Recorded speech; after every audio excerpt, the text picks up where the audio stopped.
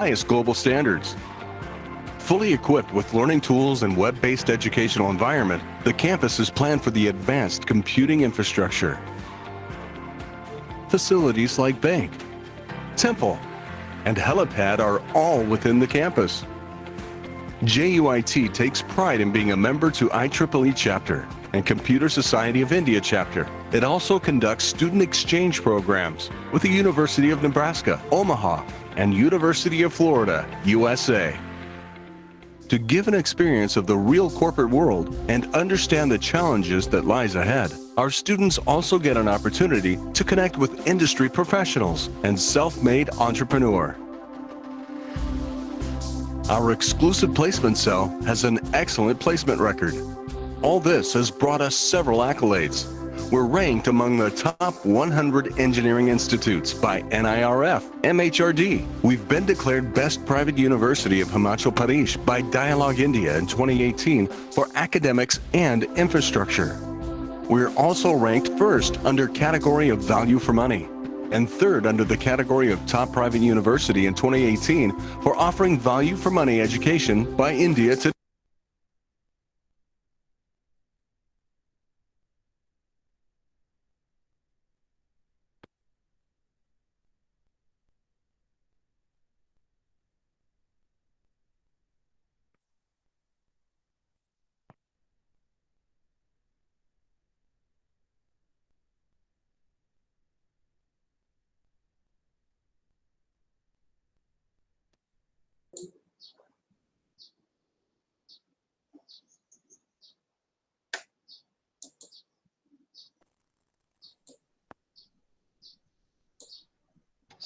Sound चली गई अशोक जी?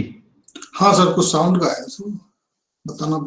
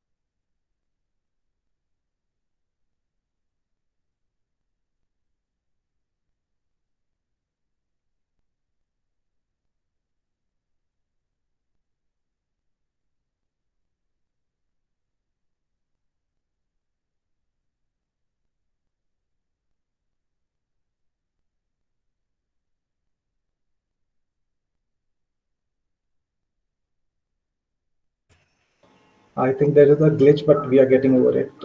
Just a few minutes. Sorry for the inconvenience.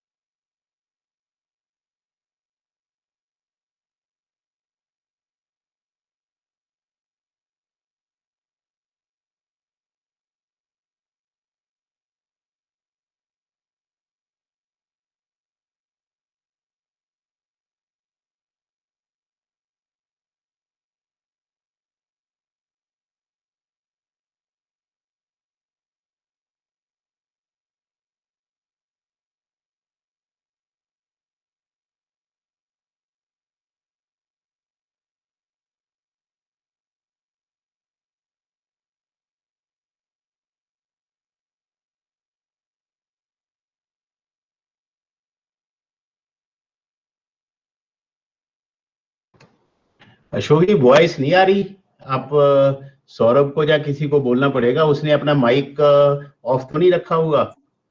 Sir बता दिया सर, नीचे भेजा सर किसी को आया।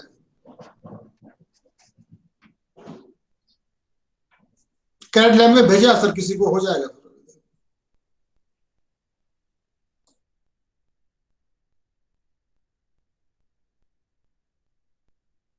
Held in Rotterdam. The society was affiliated to the International Society in the same year, and since then it has strived to fulfill and promote the objectives of the International Society. The name Indian Geotechnical Society was adopted in 1970. The vision of the founding president, Mr. Khosla, and the honorary secretary, Dr. N.D. Gulati, was to build the society to promote cooperation amongst engineers and scientists for the advancement and dissemination of knowledge in the fields of soil mechanics, foundation engineering, soil dynamics, engineering geology, rock mechanics, snow and ice mechanics, and allied fields and their practical applications. As the geotechnical community started to grow, the International Society decided to have regional conferences for each continent, along with having 4 yearly international conferences. This is when the first Asian Regional Conference was held in 1960 in New Delhi. India also hosted the 5th Asian Regional Conference at Bangalore in 1975 and the 13th one at Kolkata in 2007. IGS has been organizing national conferences annually in different cities since 1961. The Silver Jubilee Conference was held at Kurukshetra in 1973. 1978's GeoCon was a landmark conference held at IIT Delhi, which was inaugurated by the then Prime Minister Morarji Desai. IGS started the prestigious annual lecture in 1978. A tradition followed till date. The first one was delivered by Professor R.K. Katti.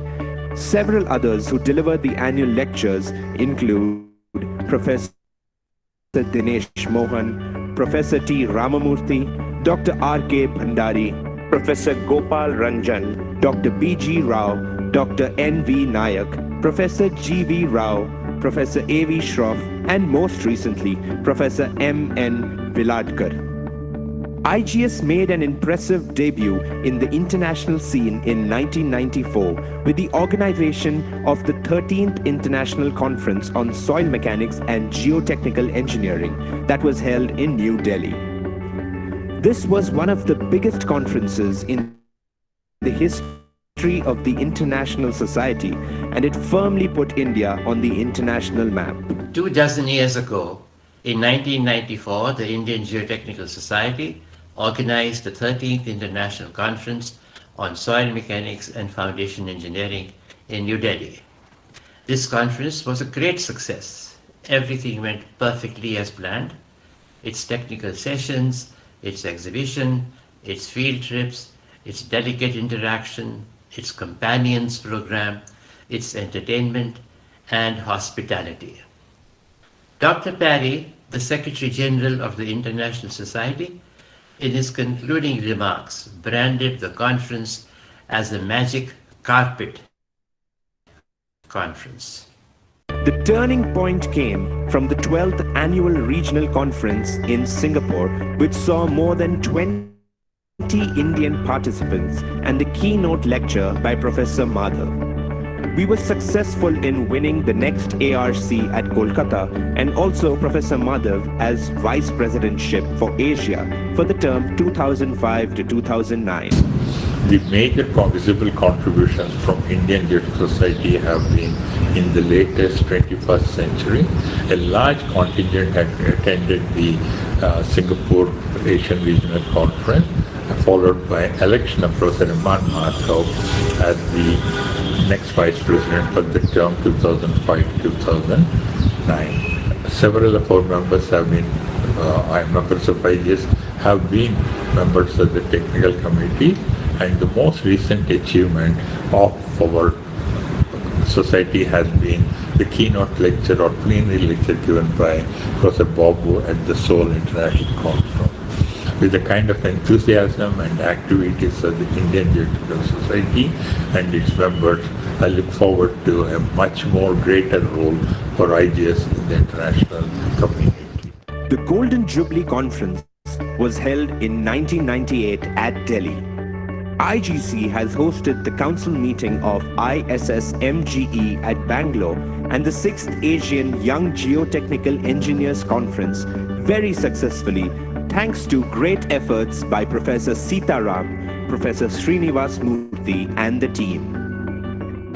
IGS was successful in bidding for the 6th International Conference on Environmental Geotechnics to Delhi in 2010, which was a great success with due to Professor Manoj Datta's great efforts. The international community has become aware of our true potential, with several of our members becoming active in several technical committees of ISSMGE. IGS has a full-fledged office in New Delhi catering to the needs of its members. IGS publishes a quarterly journal since 1962. It is now accessible online to all IGS members free of cost. Since 2012, the journal is being published by Springer for qualitative improvement and international reach. It has wide circulation and is retrieved internationally. IGS also publishes a quarterly newsletter to keep its members abreast of all geotechnical events. IGS operates through its local chapters that keeps its flag high in different cities of India. With 44 active chapters, IGS has spread its reach to every part of the country. Some of the active local chapters include Delhi, Roorkee, Mumbai, Indore, Pune, Goa, Surat, Bangalore, Chennai, Kolkata, Guwahati, and several others. To encourage the chapters, an annual Best Chapter Award was instituted in 1995. The Delhi chapter has won this award a record 5 times. The geotechnical industry in India is incomplete without its partnerships with geologists, earth retention system contractors, consultants, and public sector organizations. Institutions like the IITs, CSMRS, CRRI, CBRI provide industry-academia interaction so that the benefits of research reaches the industry and the industry can input to the academia what the thrust of the research should be. This helps in directly applying the findings of the research on the ground for real implementation. With the growing demand for land, we have skyscrapers sprouting up in every big and small city in India. As industries grow, demand for power and power plants also increases. Connecting the industries through bridges, highways, railways, and metros, the Indian geotechnical landscape only shows a promising future. This also means that there is a demand for quality work as the margin for error is nil.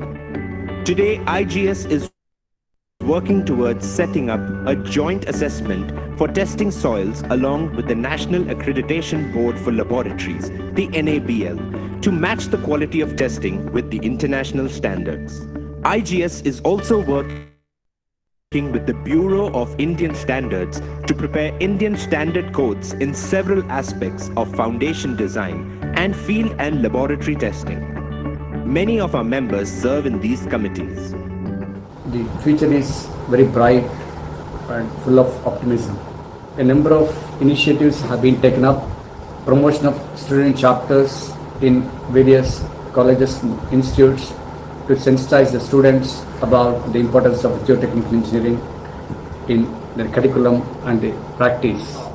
Creation of number of professional groups to make them aware of the future challenges and opportunities in geotechnical engineering. A number of initiatives such as interactions with other professional groups that are overlapping with geotechnical practice are also initiated. It's hoped that with all these initiatives and further initiatives that one can have at IGS level, there could be better geotechnics in the country, which ultimately lead to better, cleaner, sustainable societies. The future of geotechnical engineering lies in the hands of today's students. Recognizing this, IGS has set up student chapters in some cities, several more in the offing. As we celebrate the 70th year of the Indian Geotechnical Society, the possibilities that we look forward to are limitless. Here's to saluting the past, celebrating the present, and welcoming the future.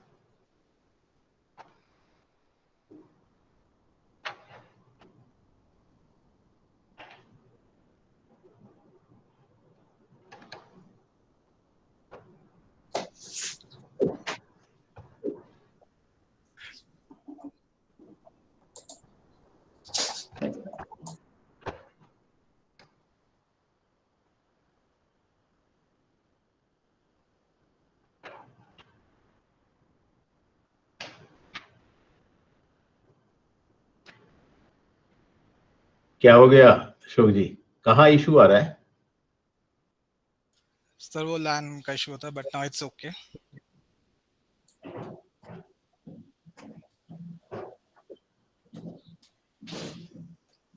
Line चला गया था sir, wifi पे किया.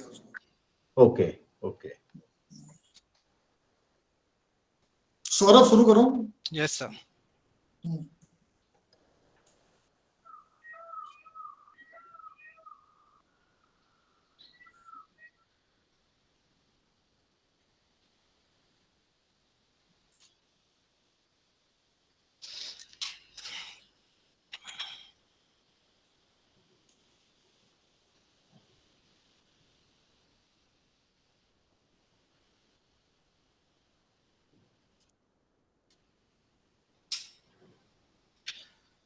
Robert Swan once stated, "The greatest threat to our planet is the belief that someone else will save it."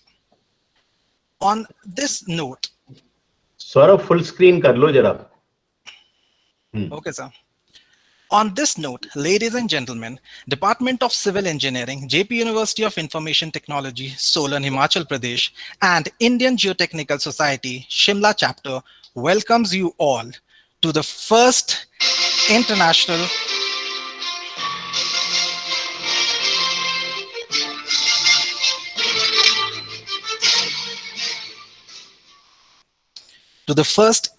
conference on construction materials and environment, also called ICCME 2021. On behalf of the organizing team of ICCME, I, Dr. Sharav Rawat, will be your host for the next 2 days. It is an honor to me to introduce the guests at a virtual main table. The founding editor-in-chief of the International Journal of Geosynthetics and Ground Engineering, Springer Nature, Switzerland, and founding research group leader of Geotechnical and Geoenvironmental Engineering at School of Engineering, Edith Cowan University, Perth, Australia, Dr. Sanjay Kumar Shukla.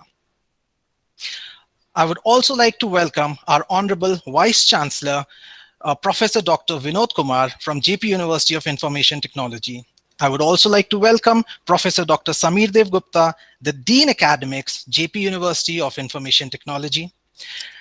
I would also like to welcome the Registrar and Dean of Students, as well as the Financial Chair of ICCME 2021, retired Major General Rakesh Bassi, our honorable guest, Professor Dr. Ashok Kumar Gupta, Dean Academics and Research, and he's also the Principal General Chair of ICCME 2021 from JP University of Information Technology, and Professor Dr. Ashish Kumar, the Head of Department of Civil Engineering, JP University. The journey of ICCME had been an interesting one. As organizers, we were exposed to circumstances and situations that were never heard of. Limited accessibility to resources, lockdown situations, a feeling of fear and anxiety, and hence ICCME, which was initially planned for the year 2020, took a substantial blow. Due to the ever-worsening COVID situation in India and worldwide, ICCME was eventually postponed to 2021. As organizers, we wanted to provide an arena where like minds and learning minds can come together physically and interact, but all was in vain. As the famous Chinese philosopher Confucius said, "Our greatest glory is not in never falling, but in rising every time we fall." ICC 2020 was reincarnated and renamed as ICC 2021. With the technological advancement during these trying times, ICCME was shifted from offline to virtual mode and was rescheduled to June 3rd and June 4th, 2021. ICCME could have not come any time better, with the World's Environment Day being celebrated worldwide on Saturday, that is the 5th June 2021. This is a small way of contribution to the vision, time for nature.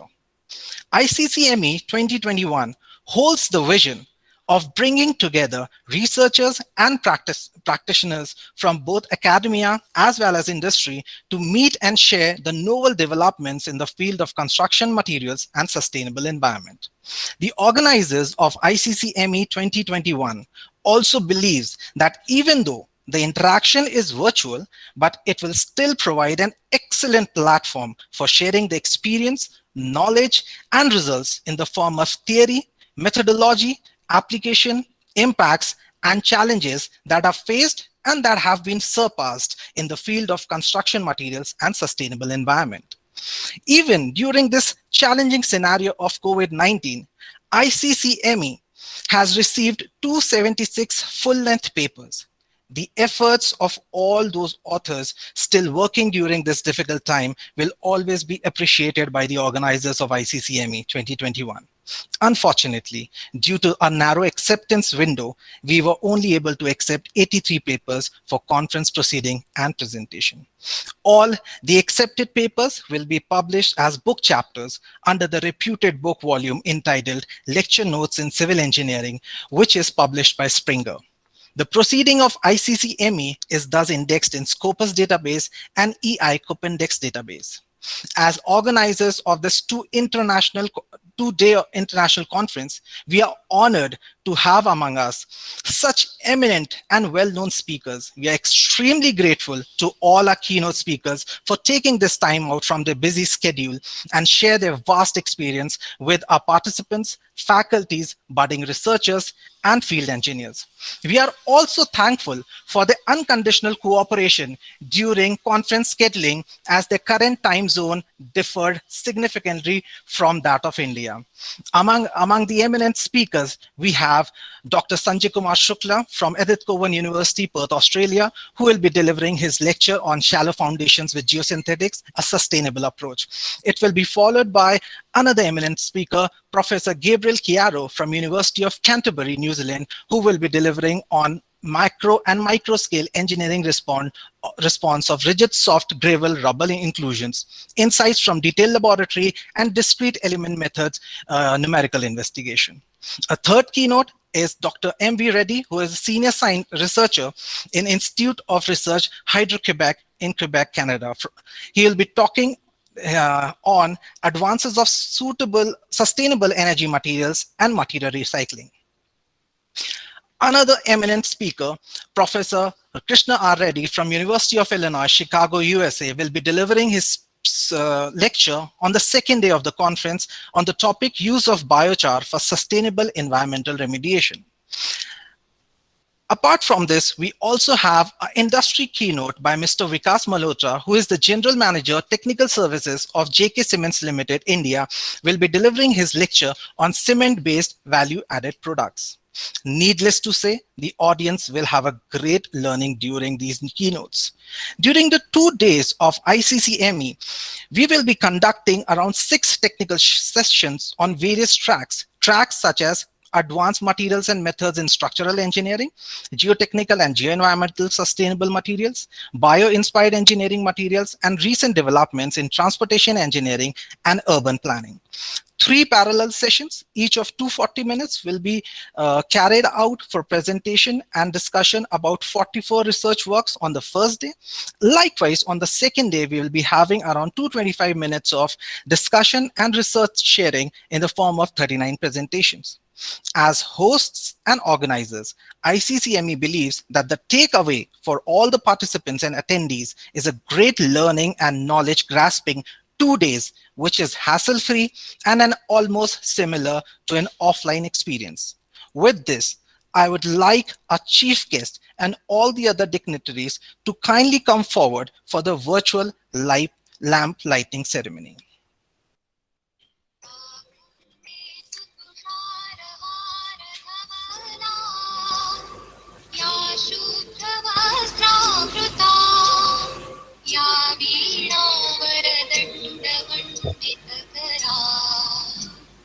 या श्वेत पद्मासना या ब्रह्माच्युत शंकर प्रभृतिभिः देवैः सदा वन्दिता सा मां पातु सरस्वती भगवती निःशेषजाड्यापहा।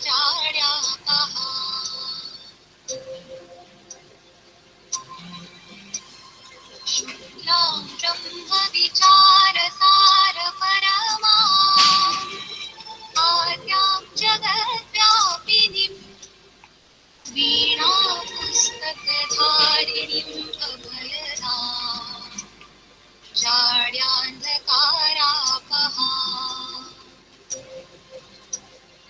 हस्ते स्फाटिकमालिकां विदधतीं पद्मासने संस्थितां वन्दे तां परमेश्वरीं भगवतीं बुद्धिप्रदां शारदाम्।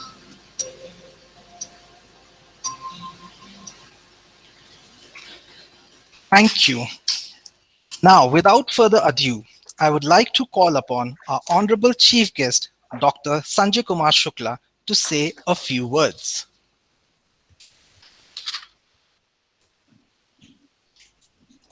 Thanks, Dr. Sharav Rawat, for giving me this opportunity.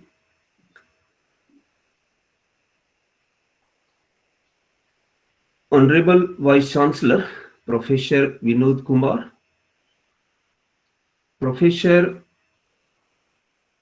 Ashok Kumar Gupta, Dean Academics and Research and Principal General Chair of this conference, Professor Ashish Kumar, Head of the Department of Civil Engineering, Dr. Sharav Rawat, Conference Chair, distinguished guests and delegates from all over the world, ladies and gentlemen, please accept my very good afternoon from Perth, Australia.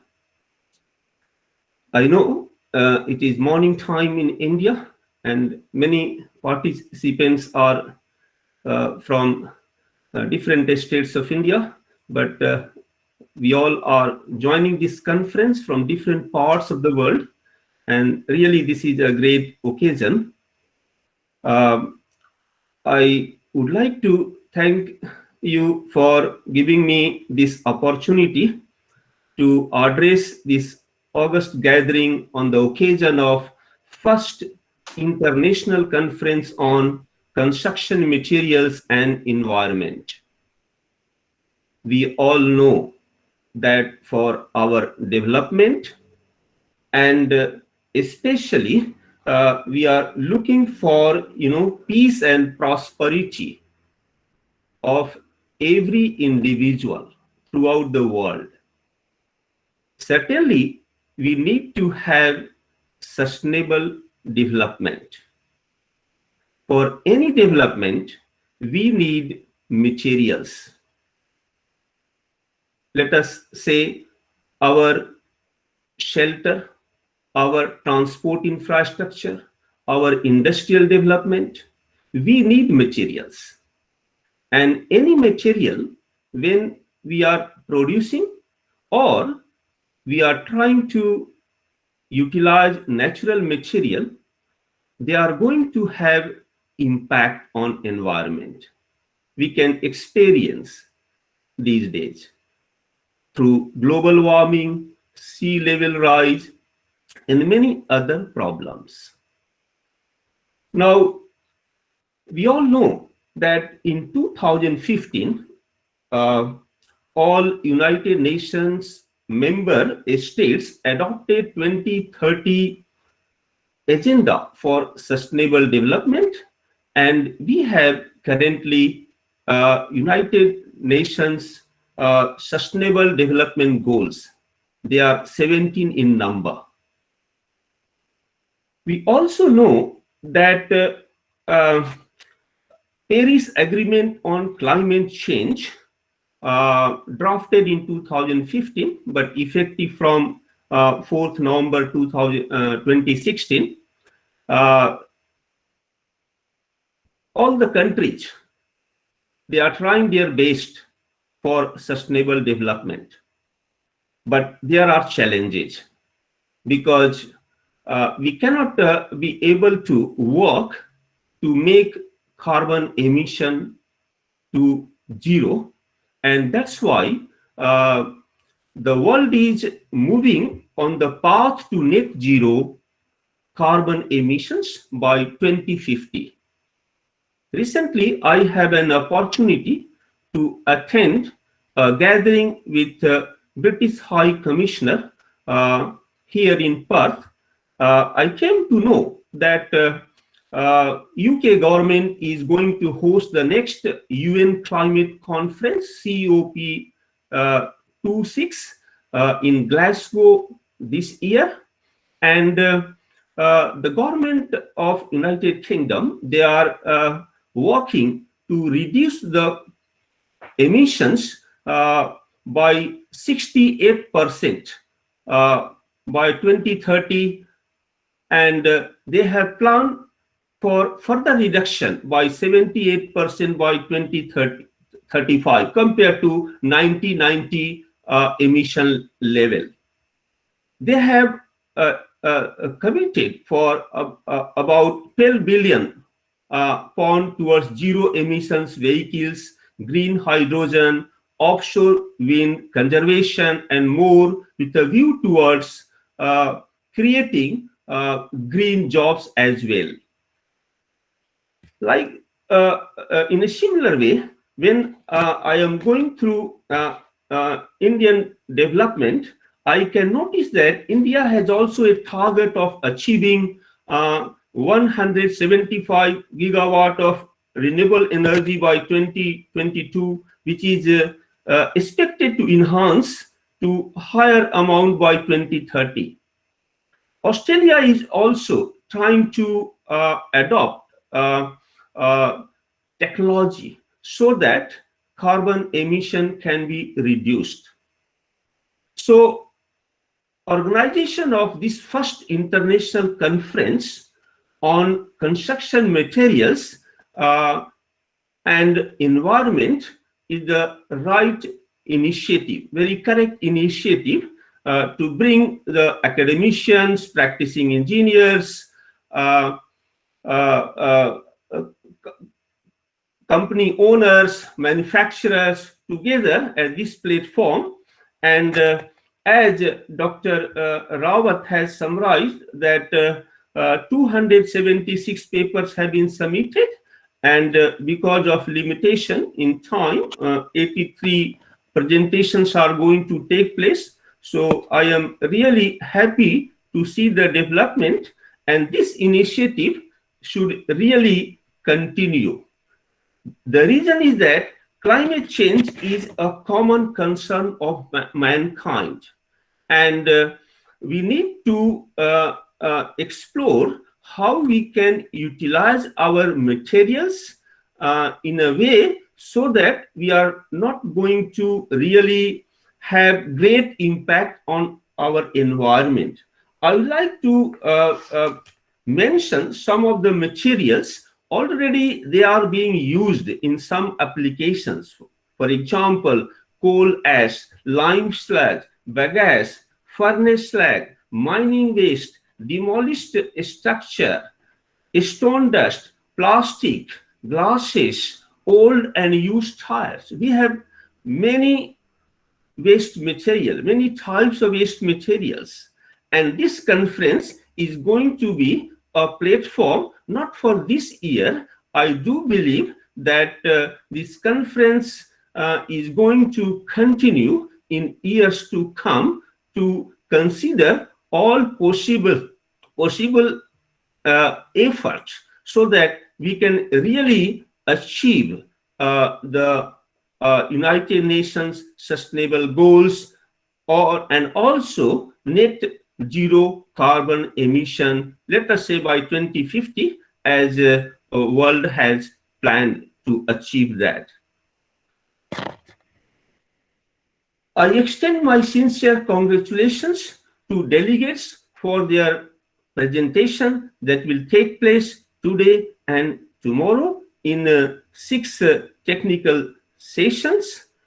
And I do believe that deliberations are going to be highly useful for practical applications, and those who are attending this conference, they will be sharing their knowledge, experience, research development in their local places, and as being done in their home country, so that we will be learning a lot during this conference.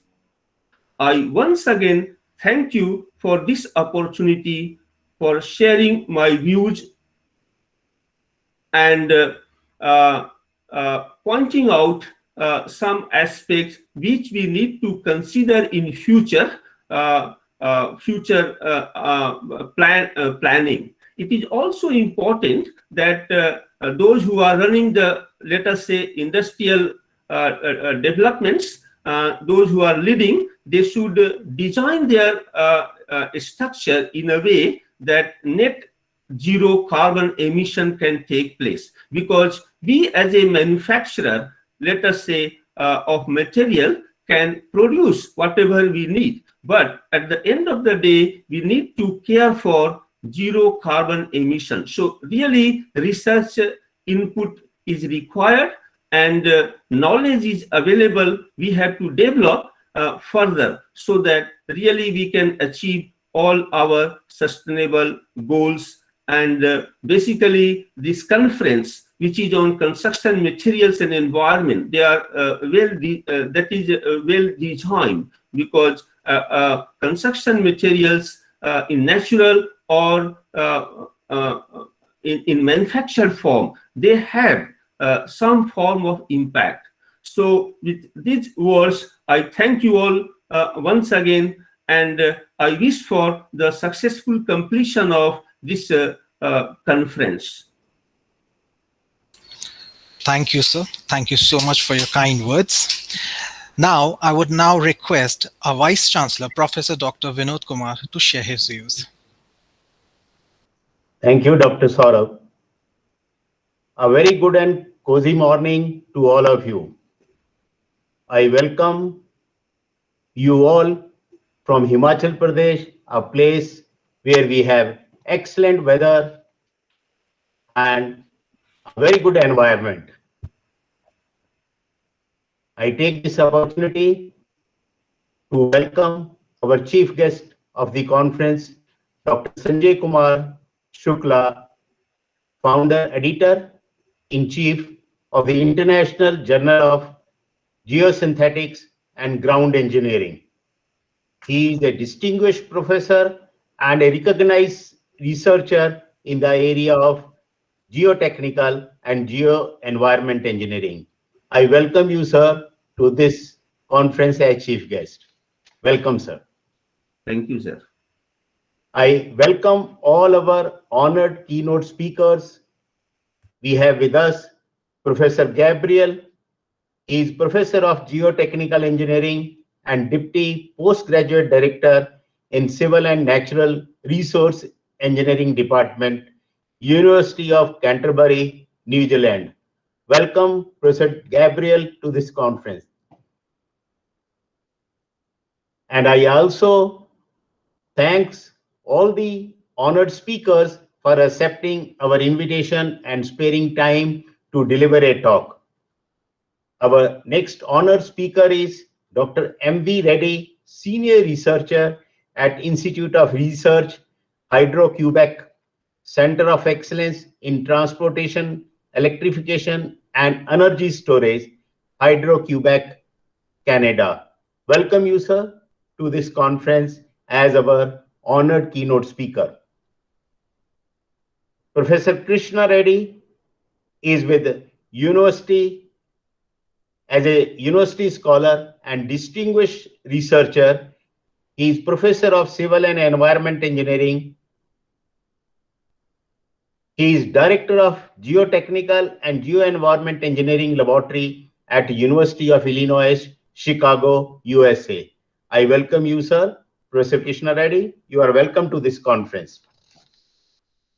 Our next speaker is Mr. Vikas Malhotra. He is General Manager, Technical Services, White Cement Division, JK Cement. Welcome you, sir, to this conference. It's my pleasure to welcome all the delegates from various institutes, faculty and staff and students of JP University of Information Technology, Waknaghat, to the inaugural session of First International Conference on Construction Materials and Environment. This conference is being organized by the Department of Civil Engineering and Indian Geotechnical Society jointly. During these 2 days, today and tomorrow, that is June 3rd and 4th of 2021, the conference is in virtual mode. As I am told, and Dr. Sharav has also explained, that the conference could get a large number of papers, but only 83 presentations have been selected for presentation. There was almost 25% selection, and rejection rate was quite high. Only very selective papers have been taken for presentation. As per my feeling, I am not from Civil Engineering Department or from this area. The topic of the conference is of current interest because so many developments in real estate is going on, and I would like to share some of my thoughts which may be of interest to all the participants to discuss and deliberate.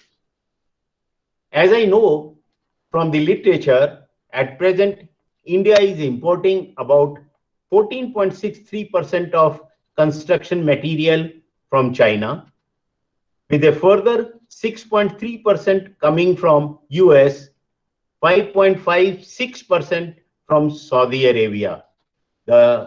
All the participants who are from India, they must start thinking how we can reduce dependency on import. Second point is, now the construction industry is leaning towards the sustainable construction. As Professor Shukla has already explained that the future is towards sustainable technology. So construction industry is also leaning towards sustainable construction trends so that buildings are environmentally friendly, more energy efficient, hence living becomes more comfortable and affordable. For these reasons, the industry continue to explore different ways to make new construction project as sustainable as possible. So all the participants, I will request them to deliberate how the construction can be made, construction material can be made more sustainable. Some of other construction material which may be of concern to all of you.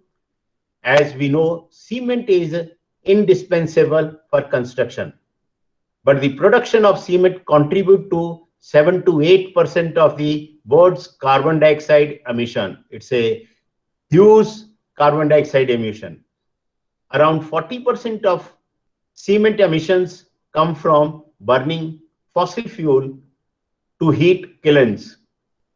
The global concrete industry is looking for ways to reduce its emission, especially since it is anticipated to grow tremendously in construction industry during the next 3 decades.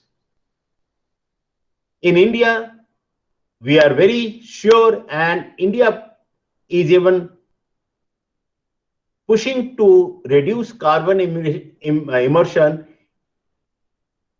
to the strongest, as minimum as possible. And the Indian cement industry is hugely committed to achieve sustainable environment goals as per the cement sector report released by CDP. According to that report, it's a matter of joy. According to that report, 5 out of 10 global cement companies that show low carbon transition is from India. So again, there is a scope to deliberate so that we can reduce carbon emission even to much more lower level. Another material, PET PET, that is PET core material, emits lower carbon dioxide by 34% than PET foam. The use of polyethylene terephthalate material is becoming a global trend in architecture and construction. The performance and advantage of PET material such as high strength to weight ratio, good thermal insulation, and durability are some of the key reasons for this construction material in recent trends. The application is growing very fast. As we see, PET is being used as exterior cladding, panels, roof structures, decorative facades, modular houses, and so on. Even in PET core material is a better option than traditional PET foams for its lower carbon emission. So again, there is a scope to do research in this particular material also. I will name one more material, that is CLT, cross laminated timber. CLT buildings amount for 26.5% reduction in global warming compared to construction using reinforced concrete. CLT is considered sustainable since it is made from fully renewable wood, isolate carbon, and its production do not require fossil fuel to be burned.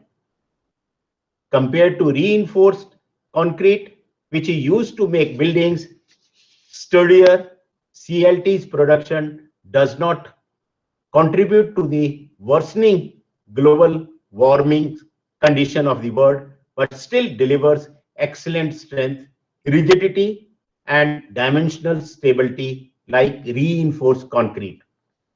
So I am very sure that all the participants will enrich their knowledge by having lectures from all the 5 eminent and honored keynote speakers, and will have good research interaction with their fellow participants. Though it will be in virtual mode, all the participants will have value addition to their knowledge in the area of recent development in construction material and environment. I will use this opportunity just to give you a brief about this university. Already you have a glance of this university by viewing the video film, and this is especially to those participants who have come from other institutes. The university was established in the year 2002 by Himachal government by an extraordinary gazette notification and approved by UGC, University Grant Commission, under Section 2F of UGC Act. We have 7 departments and we offer 6 undergraduate programs and 7 postgraduate programs and PhD programs.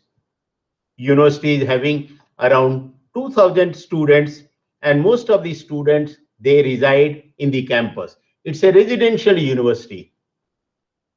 About 100 faculty members, with more than 80% of the faculty having PhDs from very premier institutes of India and abroad. And most of the faculty is also residing in the campus. Faculty is actively involved in research. At present, about 20 ongoing research projects are there with a funding from Department of Biotechnology, Department of Science and Technology, India, ICMR, DRDO, and Himachal Pradesh Science, Technology and Environment to the tune of 10 crore. Average number of research publication per faculty is more than 2 in a listed and referred journal like Scopus or SCI, etc. With these words, I wish a good luck to all the participants of this particular conference. Jai Hind, Jai Bharat, Namaskar. Thank you. Thank you, sir, for your kind and encouraging words. Now, I would request Professor Samir Devgupta, Dean Academics, to share his thoughts. Thanks, Sharav. Thomas Edison once said, and I quote, "Until man duplicates a blade of grass, nature can laugh at his so-called scientific knowledge. Remedies from chemicals will never stand in favor compared with the products of nature. The living cell of the plant, the final result of the rays of the sun, the mother of all life." Unquote. Good morning to all distinguished speakers, participants, my esteemed colleagues, and students of JUIT. First International Conference on Construction Materials and Environment being organized by Department of Civil Engineering, JUIT Waknaghat, and Indian Geotechnical Society Shimla chapter is an effort in right direction towards sustainable construction materials. I am sure we all agree that construction activities are vital to both the trade and industrial development of a nation, along with comfort for its population.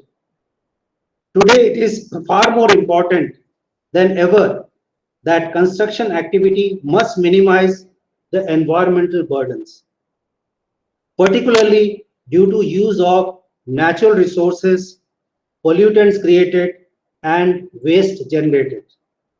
Furthermore, it is difficult for any decision maker to be completely aware of the environmental impacts that are entrenched in or emitted from the construction activity. I am not sure if there is tangible approach to assess the long-term environmental impacts of conventionally used construction materials. It is not just the methods and materials involved in the construction activity that affects the environment, but importantly, what the sole operation will be once the structure is built. It is important that everyone involved in the process, be it consumers, designers, service providers, and possessors, to have better insights about the environmental impacts of construction materials. Then they would be able to select suitable materials depending on the job to understand what complies as a sustainable and green building materials that can be used in construction. As Honorable Vice Chancellor has aptly said, most of the construction industry's carbon dioxide emission originate from cement production alone. We can only imagine the size of the figure of carbon dioxide from all construction materials. So it goes without overemphasizing to understand how rampant construction activity has affected the environment and how they have contributed to climate change over the years due to huge portion of greenhouse emissions that have been affecting climate change. This has been aptly and rightly brought out by distinguished speaker Professor Sanjay Shukla. Although glass and plastics are indeed recyclable, these materials from construction sites are often disposed of in either incinerators or end up in landfills. This is a typical case in the place we are residing, that is Himachal Pradesh. This clearly contributes to both land and air pollution. But we also have to take into account the transportation required to remove such waste. This also holds its own environmental risk. Many construction projects are investing in both new ideas and traditional materials, and some are more environmental friendly than others. One of the examples happens to be construction steel, that is one of the lower grades of steel, and it is recyclable. As steel can be recycled over and over again without losing any of its advantageous properties, it is estimated that large percentage of steel in construction industry is recycled successfully, along with large percentage recovery rate from consumed construction industries. I am sure eminent keynote speakers, researchers, and delegates attending the first international conference on construction materials and environment will undertake in-depth discussion and come out with constructive, cost-effective, and environmental friendly solutions for the construction industry. Thank you. Wish you all the best for coming 2 days when deliberation takes place. Jai Hind. Thank you so much, sir. Thank you for your kind words. Now I may request retired Major General Rakesh Basi, Registrar, Dean of Student, and also the Financial Chair of ICCME 2021 to say a few words. Professor Sanjay Kumar Shukla, the Chief Guest, Professor Vinod Kumar, the Patron of the Conference and Vice Chancellor of the JP University of Information Technology, distinguished guests, very eminent keynote speakers, and participants of the conference. Greetings to all of you from the beautiful surroundings of the Shivalik Hills of Himachal Pradesh. It is indeed a matter of honor for the JP University of Information Technology, the host university, to conduct this first international conference on the construction materials and environment. With the array of specialists from across continents speaking on emerging trends in construction materials, and with due regards to geo-environmental sustainability, as well as a very relevant talk on transportation engineering and urban planning, I'm sure the participants shall have a bonanza of intellectual, meaningful discussions and gain tremendously in their domain of research or their interest. My sincere and grateful thanks to the Principal General Chair, Professor Dr. Ashok Kumar Gupta, and General Chair, Dr. Sharav Rawat, for extending this invite to me for this conference. As a civil engineer myself, the conference is of professional interest too.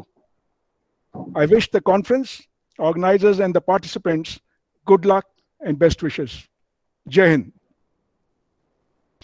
Thank you, sir. Thank you for your encouraging words. Now may I request Professor Dr. Ashok Kumar Gupta, Dean Academics and Research and the Principal General Chair of ICCME 2021 to share his thoughts. Good morning to all. Dr. Sanjay Kumar Shukla ji, Professor Vinod Kumar, Honorable Vice Chancellor, our Director, Professor Samir Dev Gupta, our Registrar, Dean of Student Welfare, Basiji, honorable guests, participants, students, ladies and gentlemen. It is my great pleasure to be a part of the inaugural ceremony of this conference, organized by my parent department and the IGS chapter of Shimla, IGS Shimla chapter. The conference will serve as a venue for researchers, academicians, field engineers, UG and PG students from different colleges or university in a virtual mode or in virtual gathering, and we will acquire and share knowledge in the area of construction material and the sustainability. ICCME, as already mentioned, was started as an offline conference a year back in 2020. Even with limited accessibility due to lockdown and amidst large hindrance, ICCME 2021 is finally happening. Having seen the need for providing an academic arena where teachers, students, researchers, and engineers who are interested in decent development of theories, methods, concepts, in terms of novel construction, materials, and sustainable environment can meet their counterpart from India and overseas and will be able to present and discuss the current finding of their research during this conference. As Dean of JUIT and Principal General Chair of ICCME, I would like to express my gratitude to Dr. Sanjay Kumar Shukla ji, Chief Guest, and all eminent keynote speakers whose generous support has made this conference possible. My appreciation also extends to the Indian Geotechnical Society for their support and all the authors and presenters who are coming to present their distinguished and cutting-edge research papers during this conference. I would also like to thank the conference chair, Dr. Sharav Rawat, all members of the review committee, and all other involved whose relentless efforts have made this kind of academic event as a reality. I would especially like to thank my Vice Chancellor again, because he was the motivator behind this conference actually. He kept me forcing that other departments are doing internal conference, but your department, civil engineering, is not doing. Sir, we are doing with your blessing, and you were the big motivator for this conference. I would again like to thank Dr. Sharav Rawat. If I try to give a number, okay, 70% work of this conference has been done single-handedly by Dr. Rawat. I am thankful, Dr. Rawat, to you personally. I hope that the conference will accomplish all the aims, and understood is that all the participants will be able to benefit from the presentations and discussions, and that this conference will enrich the entire civil engineering fraternity. Thank you so much. Jai Hind, Jai Bharat. Thank you so much, sir, for your encouraging words. Last but not the least, I would like to welcome Professor Dr. Ashish Kumar, Head of Department of Civil Engineering, JUIT, to kindly share his views. Thanks, Dr. Sharav. Our chief guest of the conference, Professor Sanjay Kumar Shukla, Honorable Vice Chancellor, Sir, Professor Vinod Kumar, Professor Samir Dev Gupta, Dean of Academics, Professor Ashok Gupta, Dean Academics and Research, and Principal General Chair of the conference, Major General Retired Rakesh Basiji, Registrar and Dean of Students, Our keynote speakers of the conference, Professor Gabriele, Mr. Vikas Malhotra, Professor Krishnareddy, and Dr. Amvi Reddy. Our distinguished guests, delegates all across the globe in the virtual conference.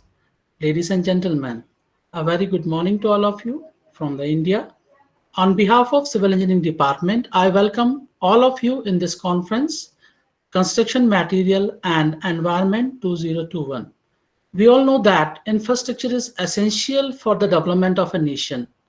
And it is because of that the construction industry is ever growing. The increase, however, comes at a price. Construction projects emits large amount of carbon dioxide.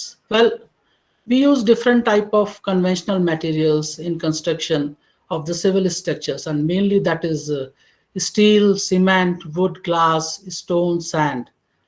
The construction of civil structure causes harm to the environment in many ways, including it aids in polluting the environment by creation of the waste that ends up in the landfill, by excessive use of the energy, and mainly CO2 emissions that create adverse impact on our environment. The environment impact of construction contributes to the global warming, all we know that. So manufacturing of materials, method of constructions, and operations all contributes to the environment impact adversely. It has been estimated that this sector accounts for 25 to 40% of the world total carbon emission, and it is a very alarming situation. So what we can do in this condition? So we have to minimize this impact on the environment by using some innovative construction methods such as modular construction techniques, flexible space design to improve functionality, by implementing smart technologies for making homes and building energy efficient, and also by using the sustainable building materials. In this conference, we have congregated to discuss, share related to construction materials, methods, its impact on the environment, and its probable solutions. As researchers and scientists, it's our duty to develop methods, materials of constructions for our sustainable development of the society and to achieve sustainable development goals set up by the United Nations.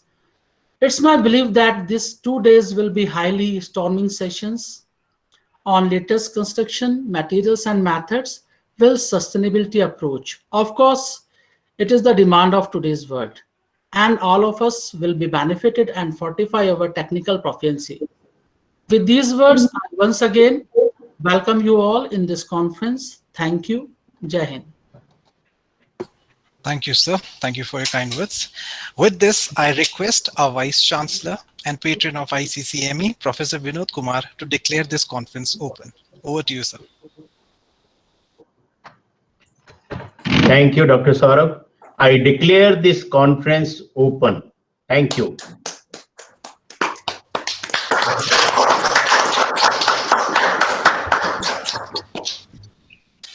Thank you, sir.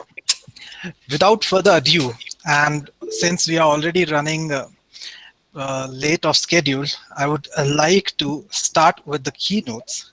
So once again, good morning, ladies and gentlemen. It is a great pleasure for me to introduce a speaker today who is going to talk to us about the shallow foundations with geosynthetics, a sustainable approach. This is a topic in which we should all be deeply interested because it is by sustainable approach that we can achieve to look to a dream of sustainable environment. Our speaker, Dr. Sanjay Kumar Shukla, is the founding editor-in-chief of the International Journal of Geosynthetics and Ground Engineering, which is published by Springer Nature, Switzerland. He is also the founding research group leader for geotechnical and geoenvironmental engineering at the School of Engineering, Edith, Cowan University, Perth, Australia. He holds the Distinguished Professorship in Civil Engineering at Delhi Technological University, Delhi, VIT University, Vellore, Chitkara University, Solan, Himachal Pradesh, VR Siddharth Engineering College, Vijayawada, MIT University, Noida, Amrita University, Coimbatore, and Nirma University, Ahmedabad in India. He has over 25 years of experience in teaching, research, and consultancy in the field of civil engineering, mainly focusing on geotechnical engineering. He collaborates with several world-class universities, research institutions, industries, and individuals on an academic and field projects. As a consultant geotechnical engineer, he has successfully provided solutions to the challenging field problems faced by many engineering organizations. He has authored more than 265 research papers and technical articles, including over 165 referred journal publications. He is also author, editor of 21 books, including 7 textbooks and 12 book chapters. In 2020-2021, his ICE textbook, namely Core Principles of Soil Mechanics and Core Concepts of Geotechnical Engineering, have been marked rank 1 by Amazon. His research and academic works has been cited well. Shukla's Generalized Expressions for Seismic Active Thrust, that is in 2015, and Seismic Passive Resistance in 2013 are routinely used by practice engineers worldwide for designing the retaining structures. Shukla's wraparound reinforcement technique, developed during 2007 and 2008, is a well-established ground improvement technique. He has been honored with several awards, including the most prestigious Indian Geotechnical Society IGS Award 2018, International Geosynthetics Society Award 2018 from the International Geosynthetics Society USA in recognition of his outstanding contribution to the development and use of geosynthetics. He serves on the editorial boards of several international journals. He's a Fellow of Engineers Australia, a Life Fellow of Institution of Engineers India, an Indian Geotechnical Society, a member of American Society of Civil Engineers, that is ASC, and the International Geosynthetics Society, and several other professional bodies. With this, I welcome Dr. Shukla to the virtual podium. Over to you, sir. Thanks, Sharav, for introducing me and giving me opportunity to deliver the first keynote lecture. And let me try to share. I think I can be able to share. Yeah. So can you see my Sharav? Yes, sir. Yes, it's visible, sir. Okay. So I can go ahead. Sure, I think I have about 30 minutes to complete my talk. I understand. We are all, I think we are on the time-wise on track. Yes, sir, almost. 15 minutes. Yeah, almost. Yes. So I think we have managed the time nicely. Yes, sir. So the topic of my talk is Shallow Foundation with Geosynthetics, a Sustainable Approach. We all know that our structures need a foundation, a strong foundation. And when I say strong foundation, that means the load applied by a structure or any machine that should not settle more than the permissible value. And also the foundation, soil, rock should not fail. So we have design criteria, and both the criteria in terms of no foundation soil failure and no undesirable settlement. But we have experienced that at many project sites, what is the situation? We don't have the ideal foundation soil rock condition. Certainly, we need to improve that before placement of a structure. And if we don't want to improve, then we have to go for deep foundation. So foundations are categorized into two types: shallow foundation and deep foundation. Deep foundation costs a lot compared to shallow foundation. We all civil engineers, and even those not civil engineers, but they know that construction of deep foundations require more cost and also technology also, because at many places we don't have the right technology for deep foundation. So shallow foundation is really cost effective in most cases.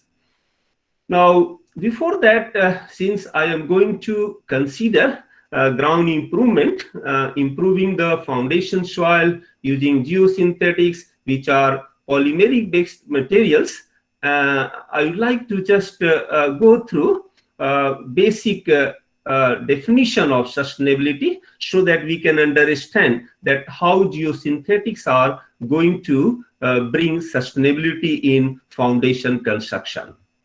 So we all know sustainability is simply defined as the method of involving the use of natural products or resources and energy in a way that does not harm the environment without their depletion or permanent damage. UN Sustainable Development Goals to transform our world are the following. Goal 1, no poverty. Goal 2, zero hunger. Goal 3, good health and well-being. Goal 4, quality education. Goal 5, gender equality. Goal 6, clean water and sanitation. Goal 7, affordable and clean energy. Goal 8, decent work and economic growth. Goal 9, industry, innovation and infrastructure. Goal 10, reduced inequality. Goal 11, sustainable cities and communities. Other goals are responsible consumption and production, climate action, life below water, life on land, peace and justice, strong institutions, partnerships to achieve the goal. If we carefully go through all these 17 goals, we can find that we civil engineers, those who are involved in analysis, design, construction, maintenance, restoration, we can contribute a lot in to achieve many of these goals if we carefully go through and analyze each goal. Now, coming to the foundation, because I am covering here how we can achieve sustainability in our foundation case. So we can see here that we have the ground level. So in most projects, we have to construct the footing, and this footing, suppose a multi-story building is there, then we need raft foundation. And in industrial organization, we might have seen large oil tank, water tank. They also need a strong foundation. So just this loaded footing represents any type of foundation as we have. Now this foundation is going to rest at a certain depth. The question is that this depth we are going to provide, but can we be sure that this foundation soil or rock is going to be stable or not? Because when I say stability, means this foundation soil is not going to fail. And we all know that even though we are applying the load in compression, the foundation soil fails in shear. So normally we know that the central part moves in the downward direction, and then adjacent part laterally in the almost horizontal, and then the part which is adjacent to the footing or any type that is going to move. So we can see the bulging if it is going to fail, and we don't want to see any kind of bulging failure. So we need really to get a stable foundation.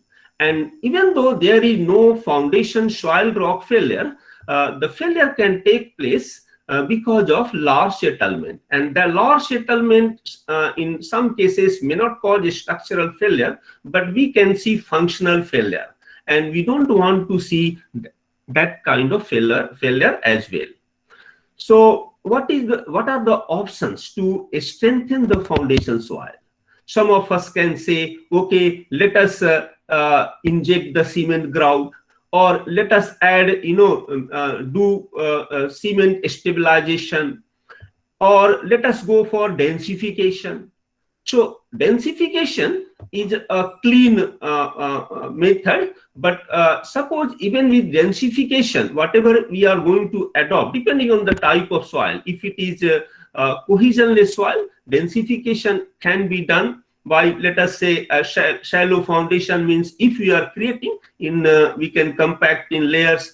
Otherwise, we have to go for other deep foundation technique, so that after compacting the soil at greater depth, we can design shallow foundation.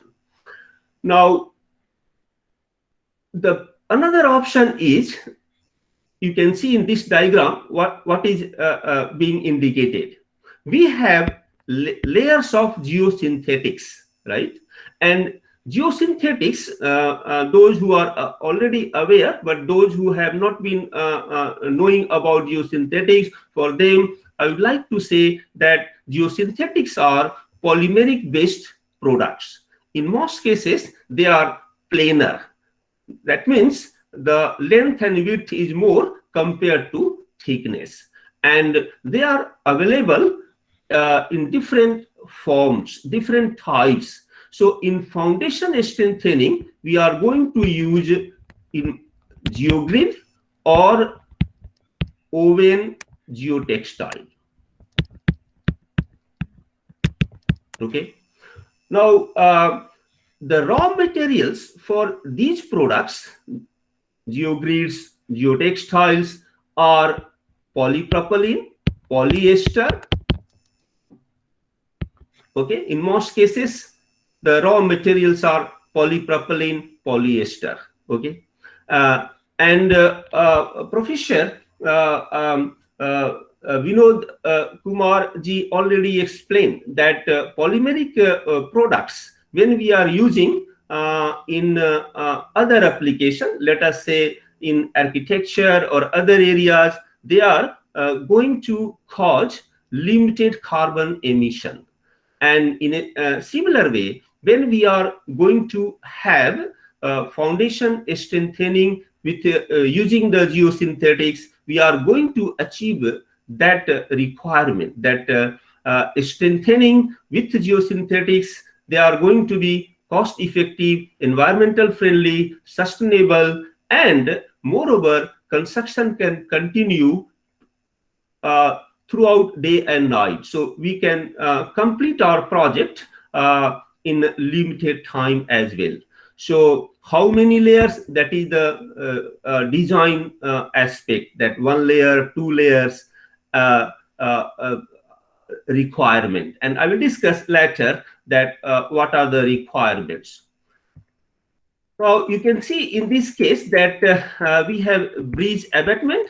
And if a foundation soil is really not strong, stable, we can strengthen the foundation by putting geogrid layers below the breeze abatement, and so that we can go with a shallow foundation. Otherwise, we have to go for deep foundation. Now, what is reinforced foundation soil? Because we are talking about strengthening the foundation soil using geosynthetic reinforcement, especially geogrid and oven geotextiles. So reinforced soil provides improved load-bearing capacity, reduced settlement by distributing the imposed loads over a wider area of weak subsoil. The improved performance of a geosynthetic reinforced foundation soil can be attributed to an increase in shear strength of the foundation soil from inclusion of geosynthetic layers. Our question is, what is the ideal reinforcement pattern? In the beginning, first slide, I have shown that reinforcement layer can be horizontal. But is that ideal reinforcement pattern? What is the meaning of ideal reinforcement pattern? That gives us a pattern that gives us the best performance. So this is a question, and this has been answered in the past by Bassett and Last, and I have reported in my books that ideal reinforcement pattern, you can see the way indicated here. They should be installed in the direction of principal tensile strain, means the principal tensile strain, so that you know that soil is very weak in tension, and due to presence of reinforcement, if a strain is in a particular direction in the soil and soil cannot sustain the tensile strain, we need to orient the reinforcement in that direction. So we can see here the ideal reinforcement pattern. Very close to the footing, we may go horizontal layers, because even though it is curved, most part may be assumed closer to the horizontal. But there is a practical difficulty when we do foundation construction. And that's why practical reinforcement pattern is like this. So we are placing in horizontal layers. It's not easy to install like the way you have seen, although that is ideal reinforcement pattern because of practical difficulty in construction.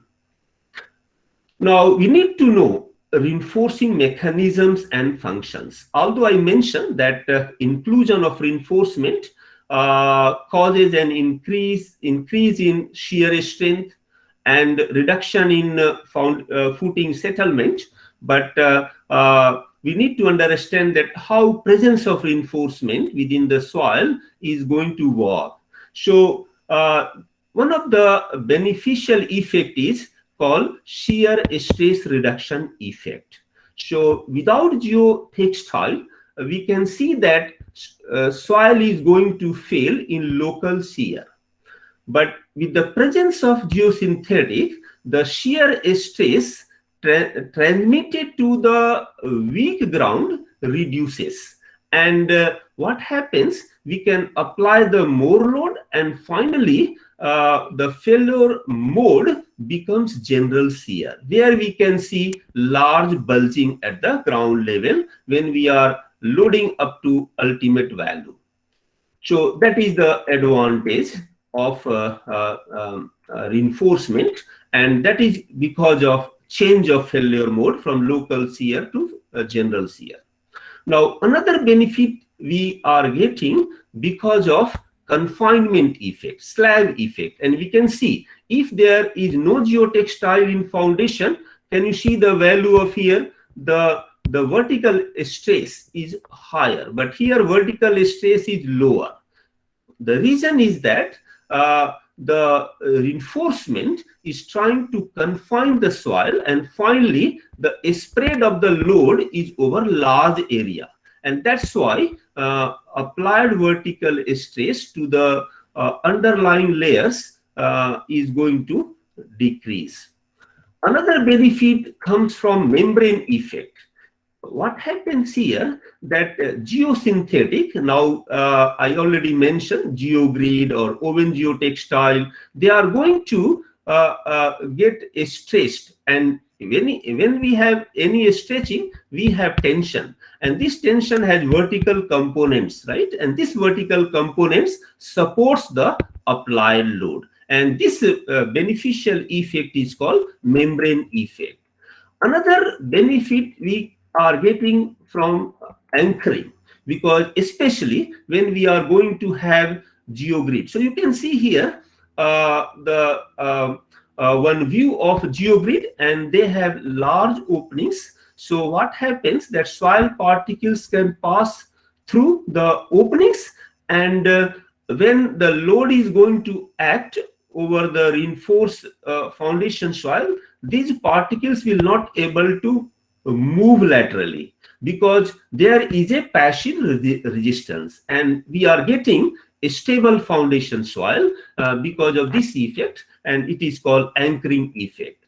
We also have a beneficial effect because the presence of reinforcement is going to separate, let us say, a weak foundation soil, which may be clay soil, and top layer is, let us say, sandy soil.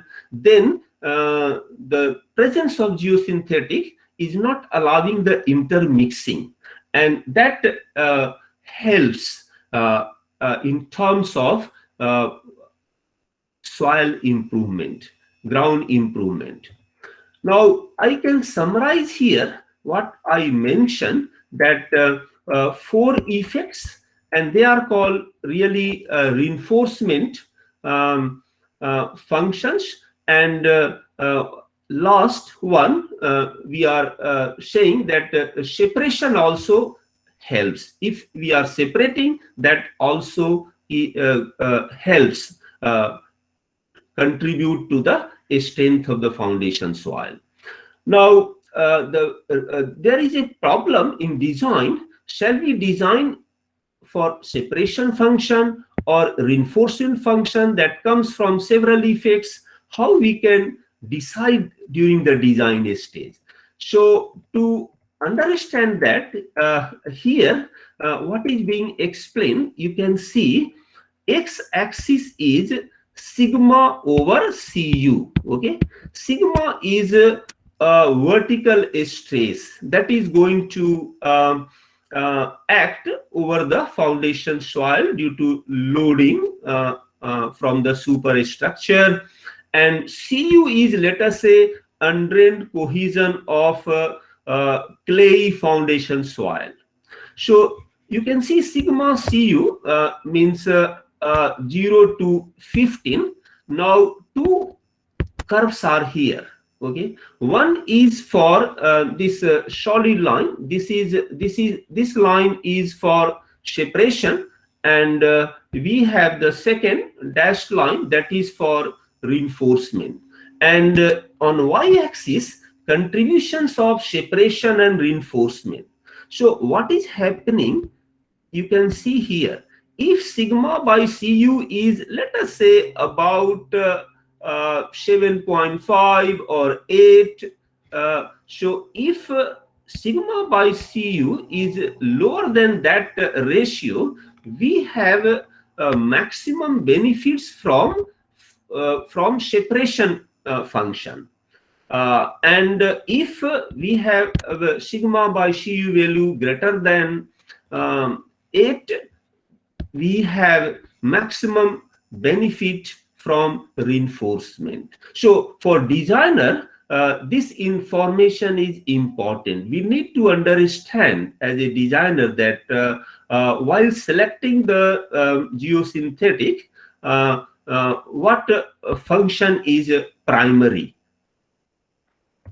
Now, this diagram clearly explains that as a designer, what are the parameters we are going to consider. So we can see here that B is the width of the structural part of the foundation. We often say footing, right? So a structural part of our foundation. Now B is the width of that. If it is circular, then B is the diameter. Otherwise, it is a rectangular, square shape, then B is the minimum dimension width, and D is the embedment depth. So when we are going to design reinforced foundation, we have to decide the value of U, which is the depth below the base of the footing. So first layer, at what location we should install. In most cases, means research says that this is typically 0.25 to 0.35, typical range, right? So U varies from 0.25 to 0.35. So as a trial section, designer can start with, let us say, 0.3 meter, right? 0.3 meter. Then what about spacing? Means if we are going to have more than one layer, we need to decide the spacing. Again, research says that H can vary from 0.2b to 0.4b. Okay, so as a trial section, any value, suitable value can be adopted. What about number of layers? How many layers we should provide? In general, you know that means we should not go more than 3 layers for foundation reinforcement. Most researchers have concluded that if we are going to have more than 3, certainly benefits we are not going to have more. And what about this B? What about this B, width of reinforcement? So in research, we can see that B can range from 2B to even 6B. Okay, so 2B to 6B, we are comparing from width of foundation. So if I am going, let us say, even 2B, we need enough space, enough land width is required to reinforce the foundation. Or if it is 3B, much more land is required. And at many locations, we don't have more land width for foundation preparation. So we can't really go for just placing the reinforcement layer in a horizontal form. So what can be other way to reinforce if we don't have enough space for strengthening the foundation? So whenever we are going to reinforce the foundation with reinforcement, we can try to understand the improvement, how much improvement. Normally, we measure the improvement in terms of bearing capacity ratio. So you can see that on x-axis, load bearing pressure and settlement. We can do, let us say, plate load test, and we can have a loaded plate, and the settlement can be measured. So as applied pressure increases, we can see what happens, right? But if it is reinforced soil, we have improved behavior. What is the meaning? That at any settlement, you can see that we can apply the higher load, right? Higher load. And this BCR, that is the pressure which can be applied on the reinforced foundation, that is QR, and this is for unreinforced foundation soil, what is the ultimate bearing capacity. So BCR has been reported, let us say we can achieve 2, 3, like that. So much improvement. And keep in mind that we are not going to use any cementing material here, just local soil and reinforcement. Because in our projects, as Professor Vinod Kumar ji has already mentioned, that in any construction, right? In any construction, we should not transport the materials, because transportation causes carbon emission, right? So in future, whatever material we are going to use in our construction, our focus should be utilizing more and more local materials without harming any environmental aspect, right? Local materials. And this COVID, particularly this COVID period, has given a great lesson. Even though we want to transport, it's not, it is not being possible to get materials for distant places. So future is doing research on utilization of locally available materials for most construction projects. And now I mentioned that if we are going to really reinforce the foundation soil with the horizontal layers, we have limitation, because at many places we might not have proper ground width, land width. So during 2007-2008, I had given a thought, and you can see here what I am saying in my approach. So in place of just installing a layer like this horizontal, we can have wrap around, right? So edges can be wrapped, and this will, you can see what is the width here, B, and now we have our requirement is limited. So B is can be much lower than B. And next diagram also explains that how we can effectively utilize the same reinforcement, that is geogrid or oven geotextile, by providing the wrap.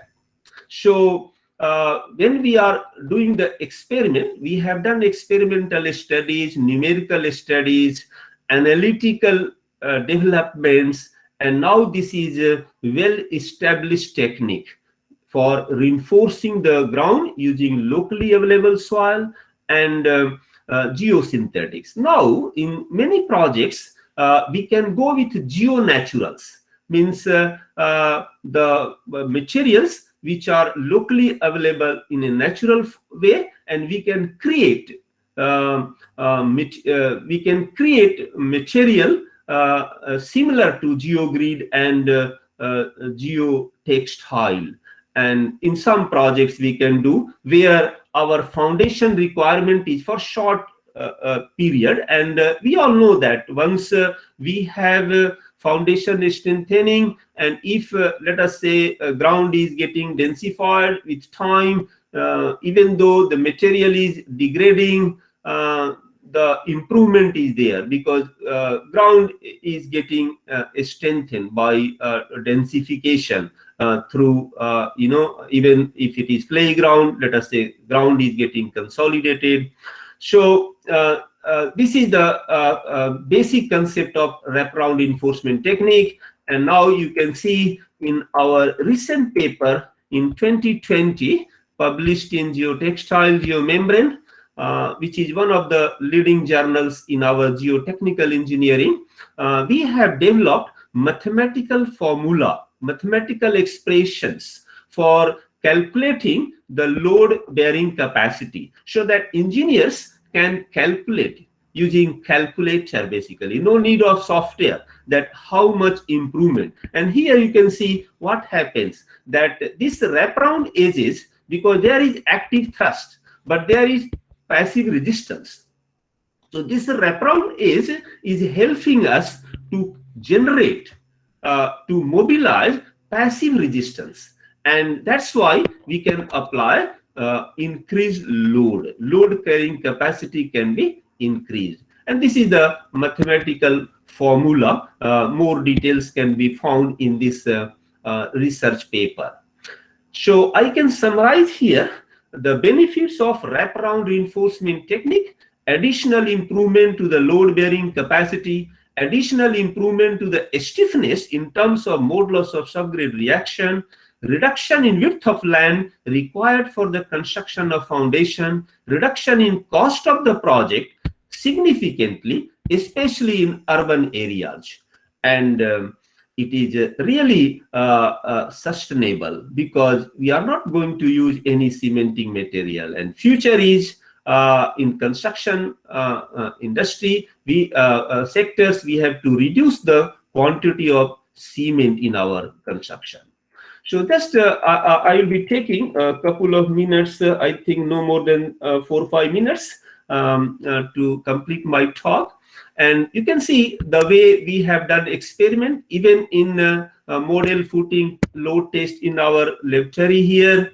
And we have published, and we have observed that load bearing pressure versus settlement ratio and improvement is observed, and in our experimental study. And another you can see for wraparound reinforcement technique for surface footing, where we have plotted ultimate load bearing capacity with embedment depth ratio, and we can see that for reinforced soil with wraparound ends, improvement is there. And this is for submerged condition. We all researchers in civil engineering even in laboratory condition, doing laboratory test in submerged condition is not easy, because for every trial we have to dispose of this material, and that is difficult in our laboratory environment, but successfully we had done model footing load test in submerged condition, and here also we found that it is helping us. So you can see in submerged condition what happens when we are applying the load over the footing through the hydraulic jack. There is immediate settlement even with zero load. What is the meaning? Even though relative density is 90% of the sandy ground, because saturation causes settlements. So without load application, we can see some settlement is going to take place. That's why in real life, what we do whenever we are doing cohesionless soil granular fill, we are living for one monsoon so that settlement can take place, right? And that's why then once settlement take place, then we are going to place our pavement or building foundation.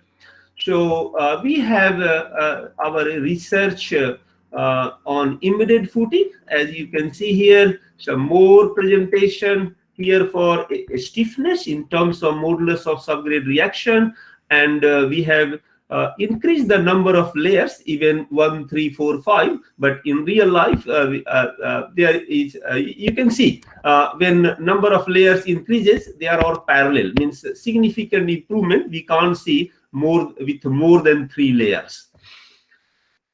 Yeah, some more presentation here, some diagram that shows the benefits of wraparound ends compared to unreinforced soil. So we did a numerical investigation, as you can see here, and using the commercial software, Plaxis, that is highly accepted in industry. So we have also done, the measurements by installing pressure cells. We have done research to understand how a stress distribution takes place, and we published a paper in ground improvement, and you can see that fully wrapped. Now, what is the advantage if I am going to have fully wrapped? Okay, so fully wrapped geosynthetic layer. So fully wrapped, can you see this curve?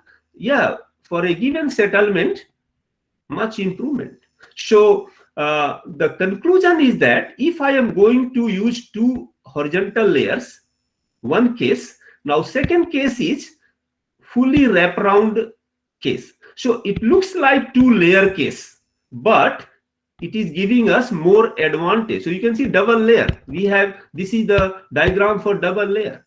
So I will say that whenever we are going to increase the strength of the foundation soil using 2 layers, better use a single layer with wraparound ends, because you can see this research demonstrate that in place of 2 layers, we should go with 1 layer with wraparound ends fully. Just I am sharing the real life case study reported in my International Journal of Geosynthetics and Ground Engineering. Can you see? This is in Canada, right? This is in Canada harbor area. So what are you able to see here? This is the geotextile roll, right? Sorry, geogrid roll. So you can see one roll has been unrolled, another roll was unrolled here. So this is the way this area was covered. Their planning was to go for deep foundation, but later on they decided that shallow foundation will help them.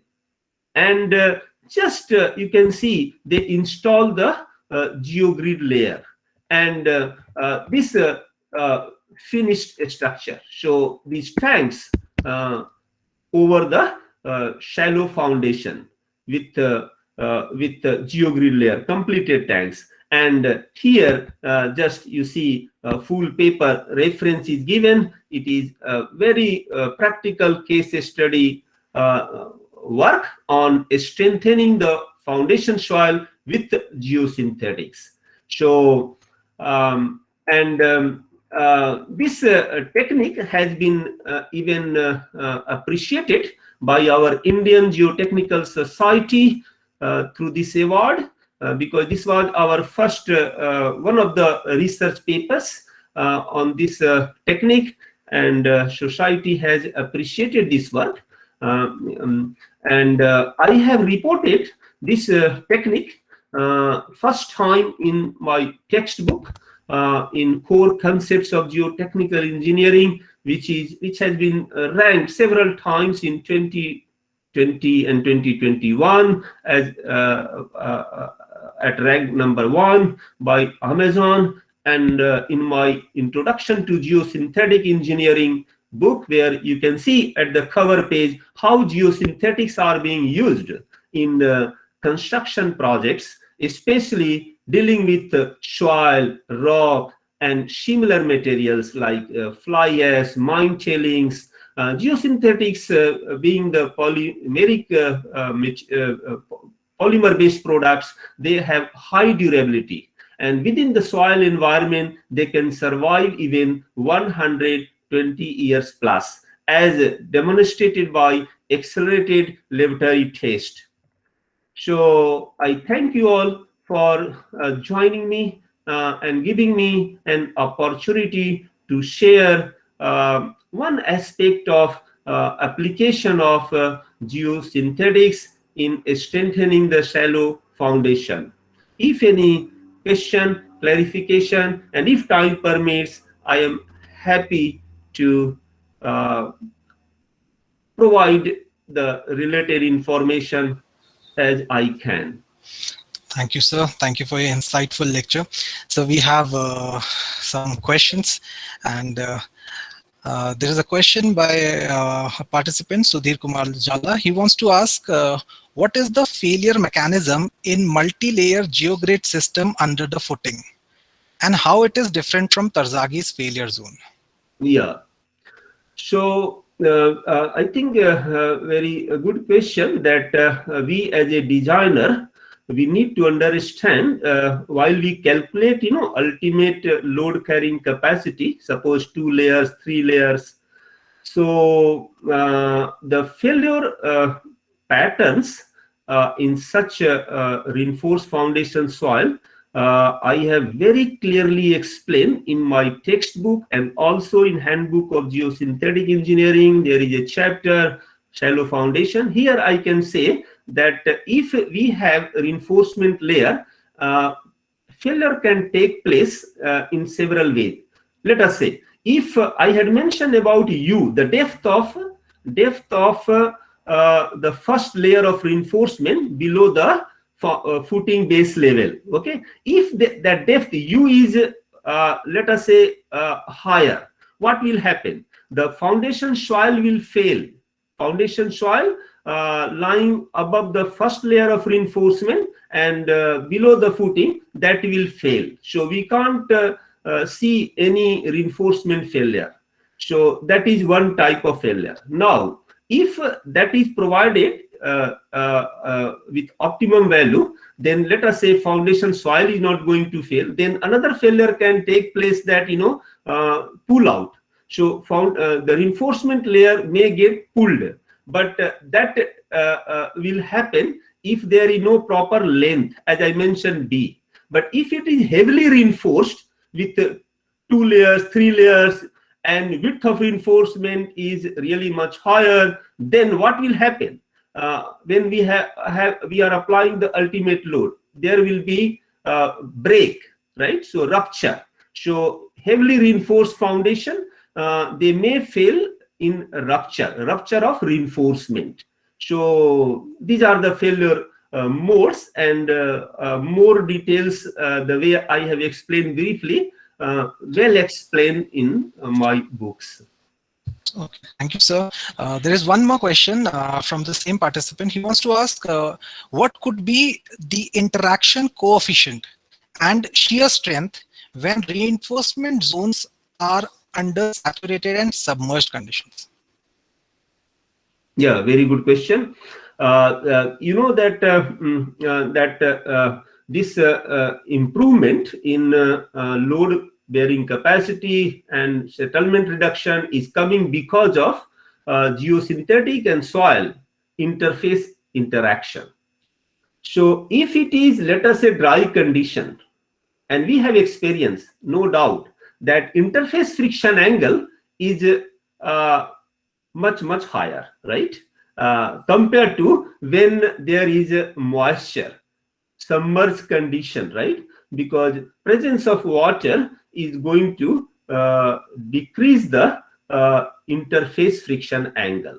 So we have, pull-out test, modified direct shear test. So as a designer, what I will do, what value of delta I will consider, I will analyze that what is the field condition. And even though field condition may not be submerged, but we engineers always design for submerged condition, fully saturated condition, during the design life, even for few days, that situation. So we have to really get that value delta based on that modified direct shear test or pull-out test, depending on the availability. And moreover, thumb rule, I will tell you here, thumb rule, delta is taken 2/3 of phi. Phi means angle of internal friction of soil, which is being reinforced. That is thumb rule. But to be on conservative side, if you don't have the test values, as I mentioned from the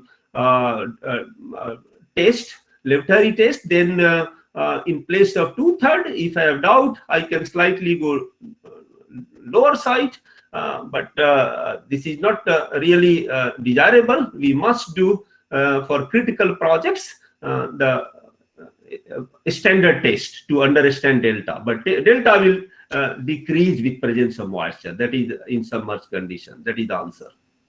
Okay, thank you, sir. So one last question is there. The participant wants to ask, what is the condition of saturation levels, how they are modeled in Plaxis software? Yeah, I know these days, many of us, right? Even though we are doing some laboratory and then Plaxis 2D or 3D, right? And our experience is that the software has been really developed as a generalized medium where we need to select the input parameters. And we all have experienced that same problem give to, let us say, 3 researchers, 3 students, same inputs, right? With the same software. We are not getting a unique answer the way we get with analytical expression. Okay. And this question, which is a very specific question, I will say that there is no unique answer for that, how to select that. But because that is also dependent on, your mesh size, fine mesh, coarse mesh. But that value, what is the question? I will say that that is again dependent on the laboratory results actually. Okay, we have to see what is the type of geotech, even geogrid, so many types of geogrid, which geogrid. So depending on geogrid, depending on the soil type, the test should be conducted, and then in Plaxis software, right, the proper value of because there is not many parameters in Plaxis for interface. That's the limitation that we are not getting. There is for reinforcement selection also. So, but Plaxis is always a highly useful software. And those who are researchers, they can come across some new development in that area, numerical modeling as well. Thank you so much, sir. Thank you for answering all the questions. I think all the participants are very much incited by the details and the testing facilities. You have told us about the number of layers, just geosynthetic placement and the wraparound technique. So it was a great honor to have your lecture in our ICCME. And I want to thank you for this. Thank you so much, sir. Okay, thank you, Sharav, for giving me this opportunity to be with you all. Thank you, sir.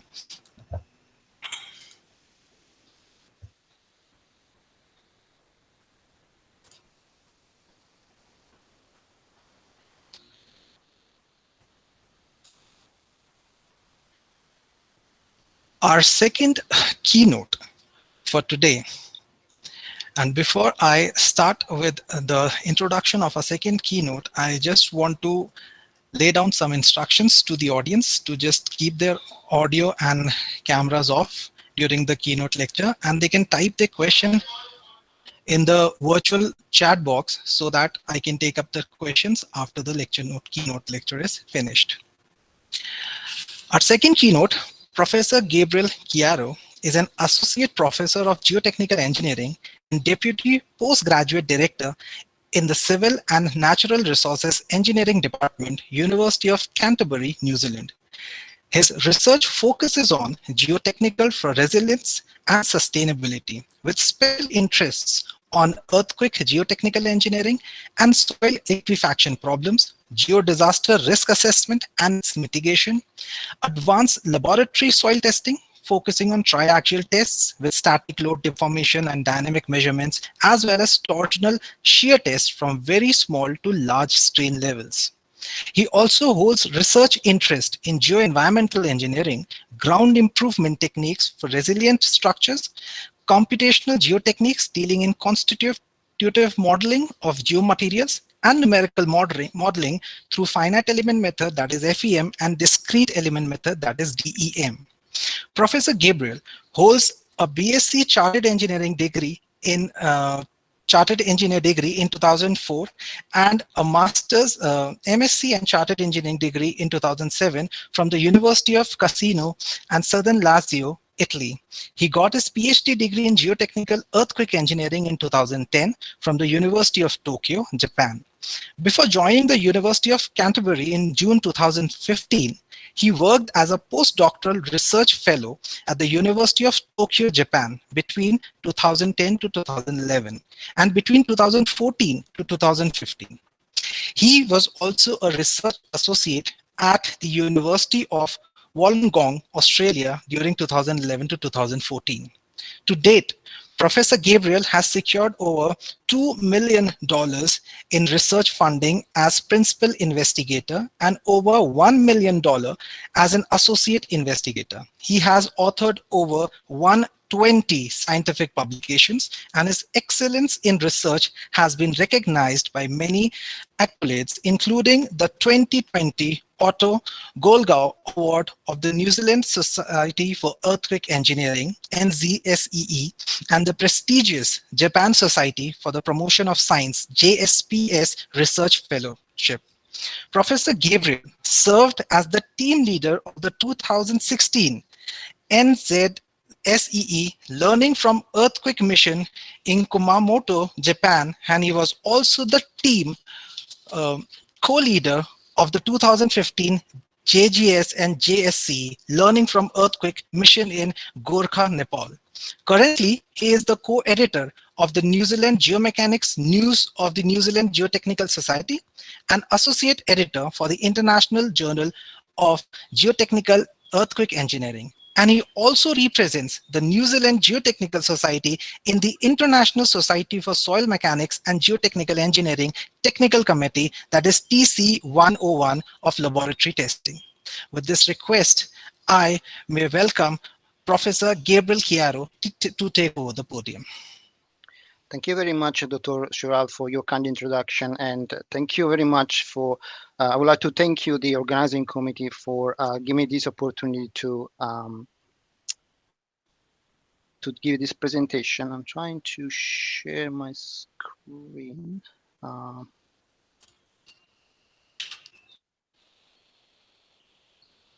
Something's not right. No, it's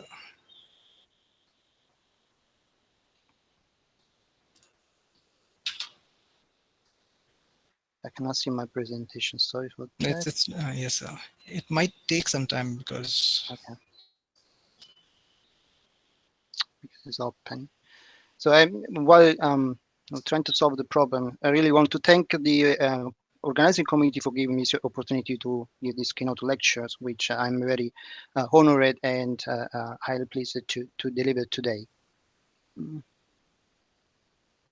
don't know what to. Are you getting the option of present now, sir?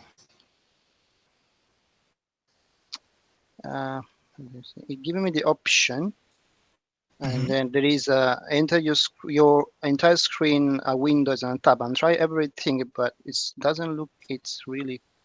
You can use that option of a window. You can open your presentation and use. I'll try again. Is one, yeah. But then it doesn't show. Okay, share my screen. Let's see if that's working. It is. It is. Okay. Sorry for that. The first time I'm using Google Meet. So no issues. It's okay. Can you see? I don't know what's happening. It's trying to open. It doesn't show my desktop, so I cannot select the file which is already open. Sorry for that.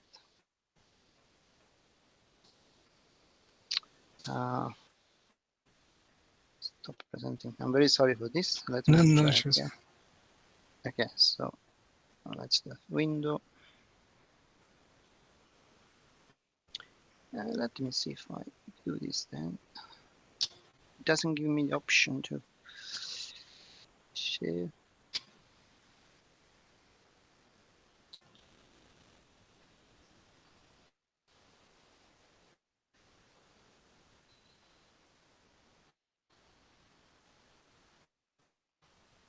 It doesn't give me the option to select the file. Select the file, yes, sir.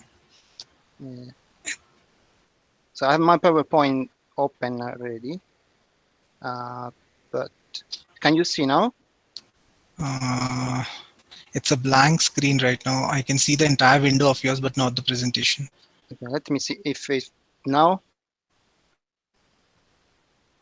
Because it's saying me that I can, it's a sharing, but it'll take some time, I think, because I can see the window again. I can see all the names of the participants, but not the presentation. Okay. Do you have any? Yeah, they're right. It is giving that to avoid mirroring, don't share your entire screen or browser windows. Share just a tab or a different window instead. Okay, so I will try again. Share with the tab, I think. Yes, okay. There's only, it doesn't give me the option for the third option. You must be getting the third, a tab, share, present now. Yes, when I do that, only give me the option to select the meeting and the calendar, but not the PowerPoint or my desktop.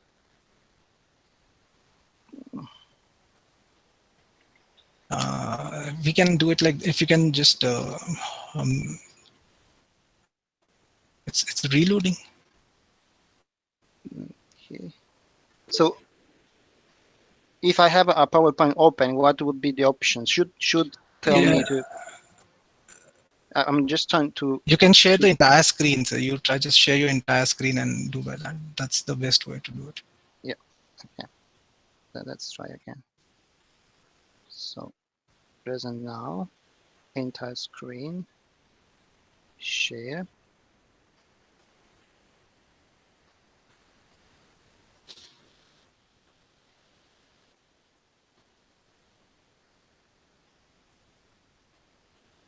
Okay. What can you see now? Yes, sir. You can just maximize it. Yes, sir. It's okay. Sorry for that. No issue, sir.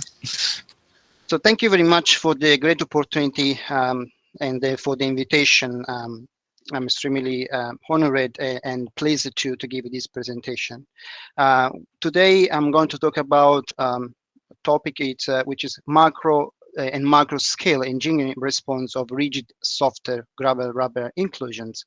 And I will give some insight from laboratory tests, and then I will also talk about DM numerical investigation. So really I'm going from macro mechanics that usually we see from laboratory tests, but then we are going to zoom in on macro scale and see how this material really works. This is the outline of my presentation. I will go quickly through I will give some background information, then I will talk, and then I will mention what are the key objectives of this study. And then I will divide my presentation in two parts. The first part will be the macromechanics, and I will talk about typical test materials we have tested, but also I will go through some typical test results to look at the macro response to these materials. And then in the second part, I will look at the macromechanical response to these materials. And in particular, I will introduce a new three-dimensional hybrid DM model, which we have developed specifically for the gravel rubber mixtures, which is the material I'm going to talk. And then we have named the DM for GRM. And after the model, I will show the performance of the model as well. And then I will zoom into the macromechanical response to see how the macro and micro mechanics really match and then see some insights. Of course, this research was not possible without the help of many students and researchers and our collaborators working with me. In particular, I would like to thank the people that are shown here. Dr. Ali Tasalotti and Mr. Arjun Murali, that we helped with the macro mechanical evaluation of these materials, and also Kevin Shu and Professor Vinod that helped on the macro mechanical behavior of these materials. So in New Zealand, currently we are producing 5 million tires per year. It doesn't look like being a big number compared to what you produce in India. But if you consider New Zealand, we only have 5 million people. It means that we produce 1 tire per capita. This, unfortunately, is not an isolated problem. Actually, it's an ever-growing problem. The population in New Zealand is quickly growing, and as well, the number of cars on roads and vehicles on roads are quickly increasing. You can see here some photos of the issues. The majority of tires, 70% or 3.5 million, unfortunately, are disposed in landfills, stockpiles, even illegally disposed, and there is a large number of tires that they are not accounted for. So the environmental, socio-economic issues associated with the poor management and disposal of tires are very significant. We can think of water and soil contamination, also associated health hazards, but also more importantly, the use of valuable land. In addition, in recent years, also we have big issues about fire hazards, and you can see this is a typical photo of stockpiling of tires, and you can also see what is the potential for fires. And those fires are not natural fires, but actually are the product of human actions. So we need to be, we are very concerned at the moment about not only stockpiles, but also people reactions on the disposal of these materials. When we look at the waste management hierarchy, of course, the most desirable options as all wastes would be avoid and reduce waste tire generation. But this is impractical unless we'll be able to produce cars that have no tires. The problem is not going to be solved very, very easily. On the other side, what we're doing currently in New Zealand is really using the options 4 and 5. We are disposing tires in many ways, but also we try to somehow recover energy from tires, but just burning tires to produce fuel for cement production, so which is not really desirable options. So we are trying to move away from those options and looking at sustainable alternatives. When we look at alternative solutions, then we can we are placed in category 2 and 3, where we are trying to reuse and recycle waste tires. Reuse means that we are looking options to reuse the tires, scrap tires as they are, without further process, which is quite challenging. And on the other side, the recycling of waste tires is much more promising, because you can produce alternative materials from the scrap tires that have a much more value and are actually also have a market. And you can think of granular tires. So looking at the potential for using granular tires, it's very very good options, because we can try to look at reusing this material in large-scale geotechnical applications. This material, in fact, when are free from steel and textiles, they are lightweight material, they have adequate strength, they have good dynamic properties, and excellent durability. So it means they are really excellent construction material. considering the New Zealand context, consider that is a country where we expect very severe earthquakes in regular years. Potential solution are the use of granular tires, usually mixed with soils, as lightweight material for backfill walls, or even for mitigation for liquefaction for liquefiable soils, or more importantly, to develop the eco-rubber geostructural seismic isolation foundation systems, which is something we are working with our colleagues here in New Zealand in the last couple of years, and we are almost at the final stage of the design. When we started to look at these materials, one of the issues was what will be the most suitable materials or soil to mix with rubber for geotechnical applications.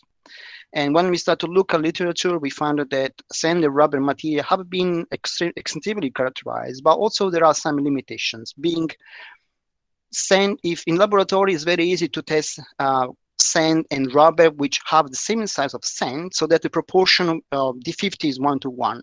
But in reality, in real applications, that will increase the implementation costs. The alternative in the field then would be to use large rubbers mixed with sand, but that will introduce two sort of problems. One is that the large rubber will be high compressible, although the friction angle will be still acceptable, and the other will be that sand and rubber will segregate. So we start to look at what are the suitable material for New Zealand, and we realize that in reality, in New Zealand, we are using gravelly soils in many geotechnical applications. We have an abundance of gravelly soils due to the presence of large rivers.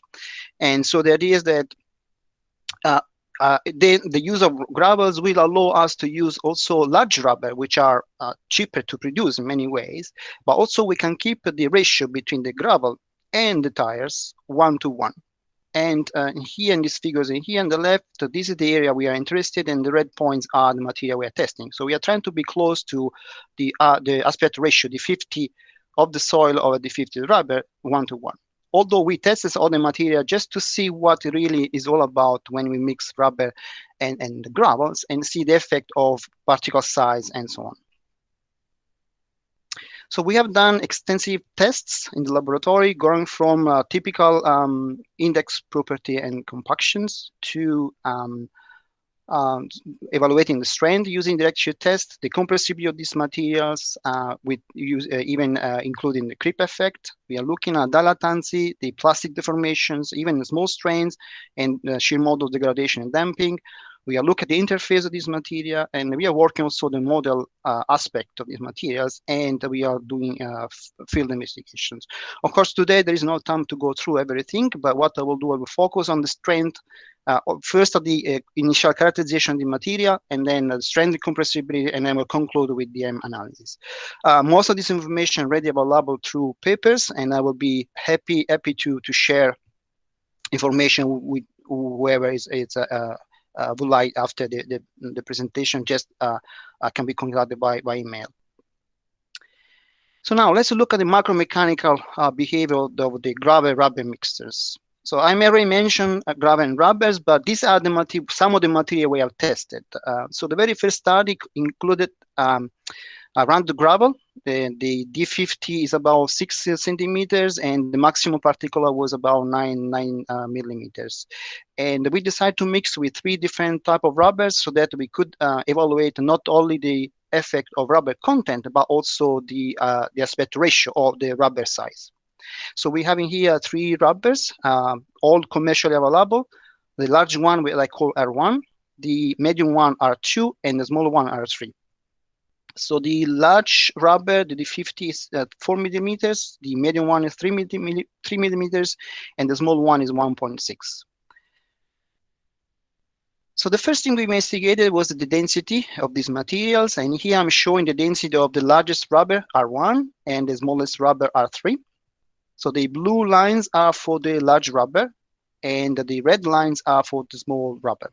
So we have in here the maximum density, which in our case was evaluated using the Proctor tests. We also used some vibration tests, but they were not effective for this material, or at least what we found. And then the other two lines in here are the minimum density or the maximum ratio, which were evaluated just pouring very carefully the material in a standard compaction mode. Some of the key findings in here. So we have in here the volumetric rubber content, which is defined as the volume rubber over the total volume of the solids in mixtures. And here we have the dry density of the material. So if you look now the blue line for the large rubber, it looks like really following a linear pathway. And this is basically because if you look now the specific gravity of this material really decreases linearly. So there is a double effect in there. But when we look at the smaller rubber now, the red curve, you can see that it doesn't really follow initially the linear pathway. It's just above a little bit above the linear pathway, and then after you reach a certain amount of rubber in the mixer, really start to follow the linear pathway. And this can be explained looking at the packing. For the large rubber, so in here I have figures where we have the large rubber and the small rubber, and then we have 2% of rubber, 20% and 40%. So when you mix a large rubber and large gravel, which all more or less have the same size, there is no possibility for the gravel to replace, to fill the gaps within the rubber, within the gravel. So that's the rubber is forced to replace the gravel, and therefore you have a linear trend in here that is a linear decrease. On the other case, when you have a small rubber, the small rubber has the possibility to fill the gaps between the gravels, and therefore you can expect a much larger density for the same amount of rubber and gravel used, but because they are able to fill the gaps initially, so you have a much larger density for small amount of rubbers. And then when you have enough rubber, then there will be no way for the rubber to fill the voids, but actually we start to replace the gravel. So it's more or less in here. Of course, there are other factors that influence the packing of these materials, but also the mechanical behavior of this material. I already mentioned the rubber size and content, or in other words, the aspect ratio, but also the gravel particle shape is very important. I'm not showing in these presentations overall all the results we have, but we also have tested an angular gravel, which is a similar size of the rounded one. As well, we are now testing a well-graded gravel. Also, the vertical stress has another important component, because at large stresses, the deformability of the rubber might play a key role on the overall behavior of this material. And we'll touch on that briefly later. And finally, we have the density. Now, the density has been proved that for sand rubber material, the density is very important, because for dense material, you have large compressibility, and also you might have a liquefaction in certain studies. When it comes to gravels, we notice that these materials are self-compacting. As soon as we place, actually, you can achieve a large, good amount of compaction. And actually, in the test, it was not difficult to achieve 90 or 95% of relative compaction in the tests. So in our study, the density was not included as a key factor for the analysis. So now here are typical test results showing the macro behavior of the material. So these are the results obtained in a direct shear apparatus, which mentioned 100 by 100 in terms of length and width, and a height of 53 millimeters. And I'm showing the results of the gravel mixed with the medium size rubber, but similar results were obtained also for the large rubber and the small rubber. I will show you some summary. So what we can see here, we have three different vertical stresses applied: 30 kilopascal on the left, 60 in the middle, and 100 on the right. And some of the key findings that obviously, as expected, as we increase the normal stress, the strength of every material, including mixers, increases. But on the other side, as we increase the rubber content, not only the peak behavior decreases drastically, but the overall behavior of this mixture changed drastically from a dilative behavior with a typical peak state in here to a more contractive or compressive material with basically no peak and purely compressive behavior. So here's a summary showing the comparison between the behavior of the three rubbers mixed with the gravel. R1 is the red, R2 is the black, and R3 is the green. And you can see that in terms of shape of these curves showing the maximum shear stress, which is a peak for material showing a peak behavior, and is a large deformation for material showing contractive behavior. And you can see that even change the type of rubbers, more or less we have a similar behavior following the same pathway with a quick decrease in the shear resistance. There are some differences where we can find that for small pressures, R1 and R2 behaves the same way, while the large rubber are more present a less strength, but a large amount of voids. Then the rubber behavior takes place, and there is not much difference between the materials. The other important aspect is actually the friction angle, and here I report the friction angle calculated using the Moore Coulomb theory. For this material, we found that the equation, the apparent equation was very small, so it was negligible. But overall, all these material have a very good friction angle. Apart from the pure rubber, it seems that this material have a very high friction angle, and for what concerns geotechnical applications, the friction angle is more or less more than 30 degrees, so making this material suitable as a field material for most geotechnical application. Yet the strength of the friction angle is only one of the parameters we have to consider, because actually when we look at the compressibility, that is really a game changer. In here, I'm showing the comparison between the large rubber and the small rubber mixed with gravel.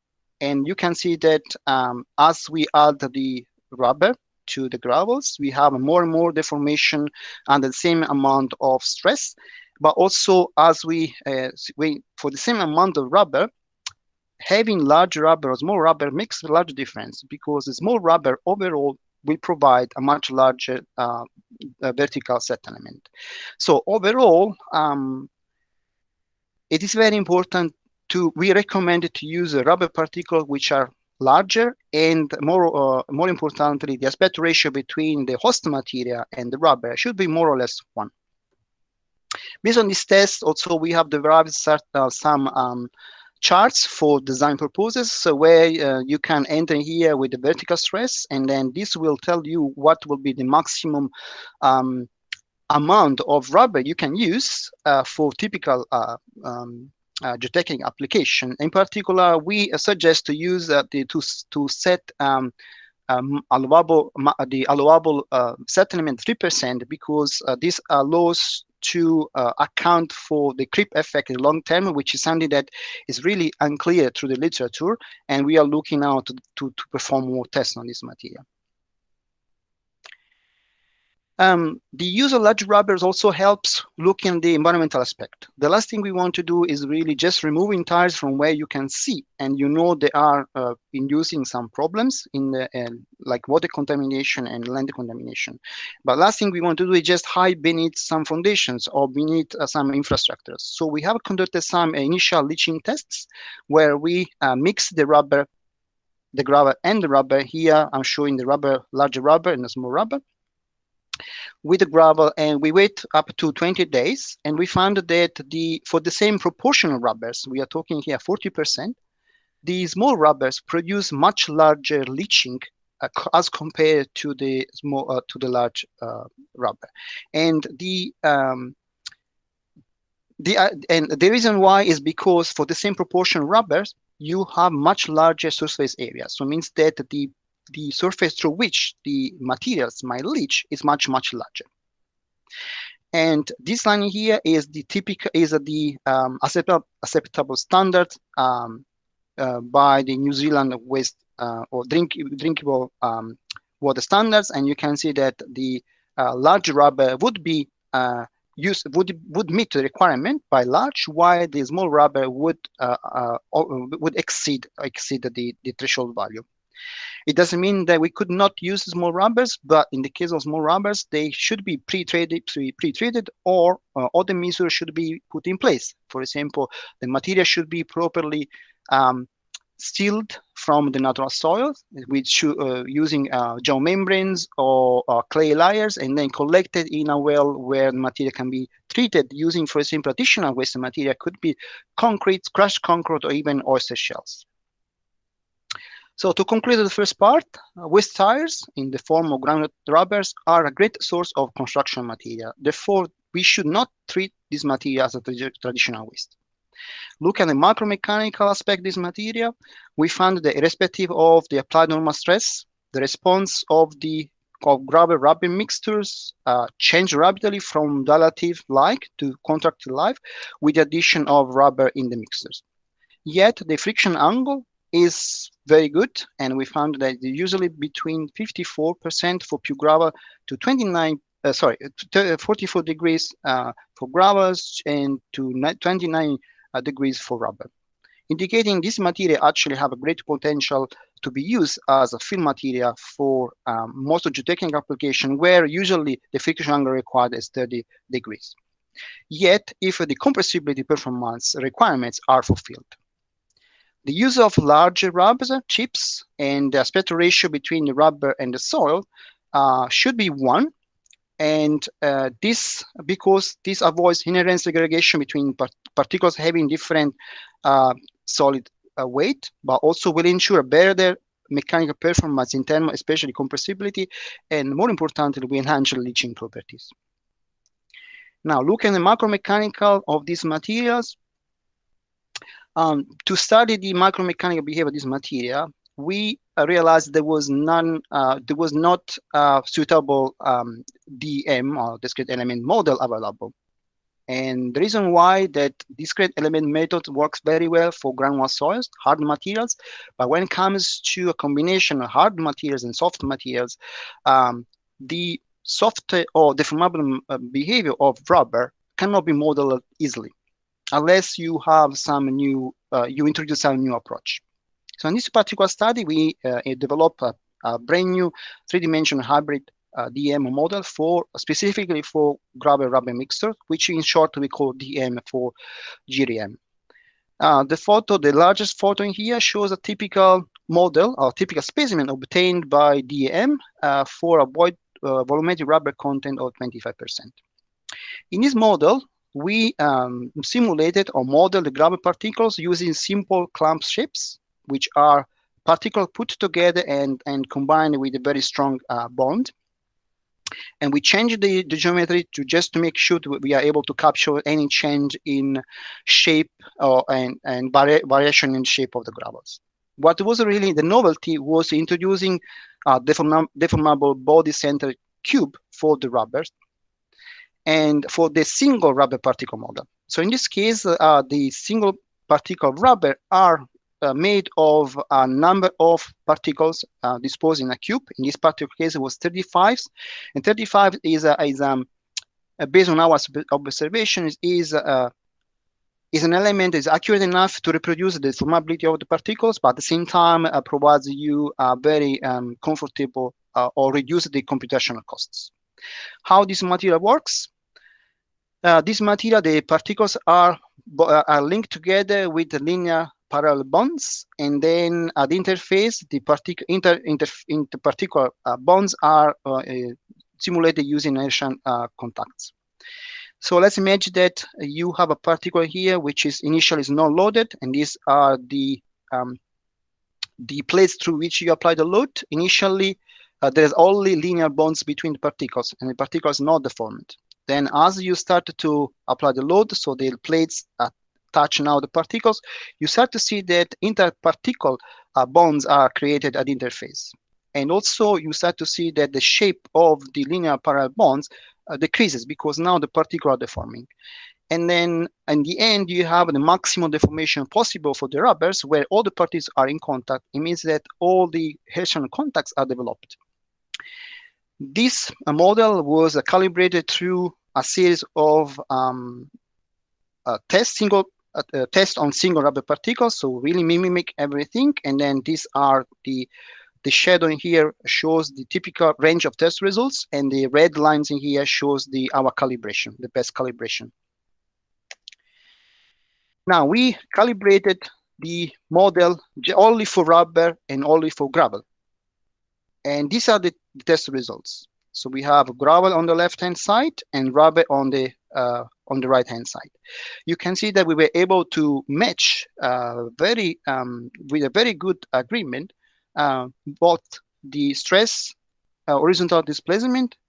For using a single set of parameters, we were able to simulate all the level of confined pressure, 36 and 100%, capturing the stress strain behavior, but also the volumetric behavior.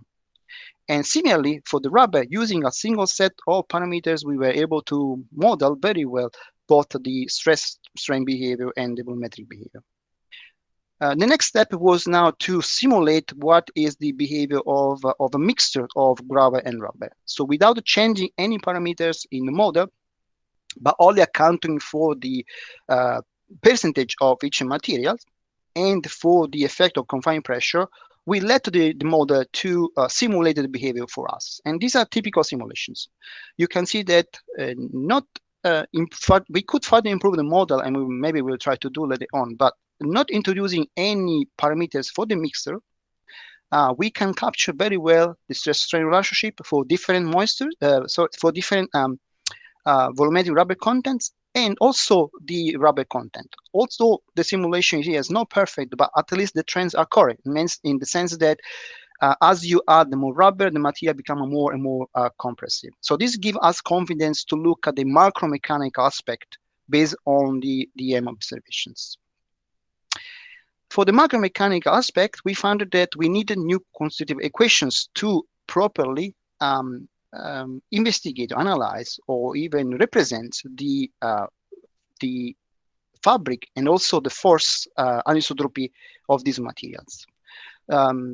Existing relationship present in literature, they were based on clumps, not deformable material, therefore were not useful for us. But actually, by a curve fitting approach and using second order Fourier series, we were able to develop a new series of equations, which are shown here.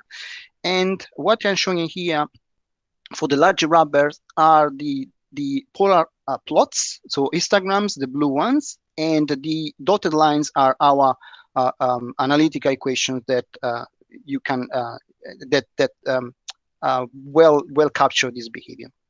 Now, all these equations in here have certain coefficients, coefficient A, AN, and AT, which are key coefficients for us that help us actually to understand which links the macromechanical behavior to the micro. So what I'm plotting here is the macromechanical behavior in terms of the coefficient A, AN, and AT. And what you can see here that these coefficients, the variation of this coefficient through the shearing process resemble closely what is the macromechanical behavior. And you have a clear peak with softening for the gravels, and now you have more, let's say, ductile behavior for large rubbers. So it means that these are really macromechanical behavior and macromechanical behavior are closely related, and this model was able to capture this kind of behavior.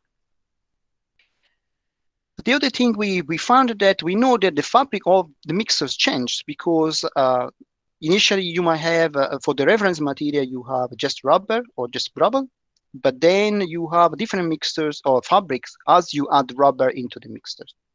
And we found that as you add rubber in the mixtures, the bulk friction coefficient, so based on macromechanics now, decreases drastically because we are adding lower interparticular friction rubber and particles. And this has been also confirmed in other studies. But what is really interesting, if you compare now the macro mechanical friction angle based on Moore column and those and the bulk friction coefficients, which is based on the micromechanics, actually there is very close trend in there. So basically, the macromechanic can really explain how the macromechanic changes. Finally, we look at the force network. We know that when you have a mix of soft and hard particles, you might have three types of strong force network. you can have a rubber bonds or contacts. You might have a rubber bonds, but also rubber bonds. So depending on the amount of materials, the proportion, then you can start to look at how these this type of contact change. For example, the black line here shows the gravel contacts, and as you can imagine, as you add rubber, this contact decrease very, very quickly. And then when you have few rubber, this contact at zero. On the other case, you can see that the rubber contact are almost negligible until you have a rubber content of 25-30%, and then increase almost linearly. And then also we found interesting is that the rubber gravel contents are mostly activated when you have a transition behavior. So what I'm saying here is that based on these observations, and considering that if you have a more than 50% gravel is a gravel dominated behavior, and you have more than 50 rubber contact is a rubber dominated contact, then this plotting here can explain us what is the typical behavior of this material. So you have that, we found that at least for the larger rubber, the gravel-like behavior, so typical behavior of gravel, hard or stiff material with which is a dilative, as shown here, with a picky behavior, is for material that have a rubber content up to 25%. On the other hand, for material that have rubber content more than 60%, you have the typical rubber behavior where you have a fully contracted and contracted behavior and hardening behavior. In the middle, you have something which is a mix of both materials. You might have some material that shows a peak, but more or less are more contracted. And this is the range between 25 and 60% by volume. Of course, if you have a smaller rubber, this range here would change slightly. We don't have yet the final results for that study, but I will be happy to we publish soon the results, and they will be available for comparisons. And this also then brings back to the initial slide where I show the packing of these materials, where you have large rubber interacting with the large gravels, and you have strong interactions. And then when you have small rubbers with gravels, you have more like a completely different behavior. So this brings to almost the conclusion. So the macro mechanical behavior of this material can be summarized as follows. The fabric and the force anisotropy generally decreases with increasing rubber content. And this can be attributed to the reduction in the internal friction coefficient of the bulk mixture due to the addition of a lower interparticle friction rubber particles.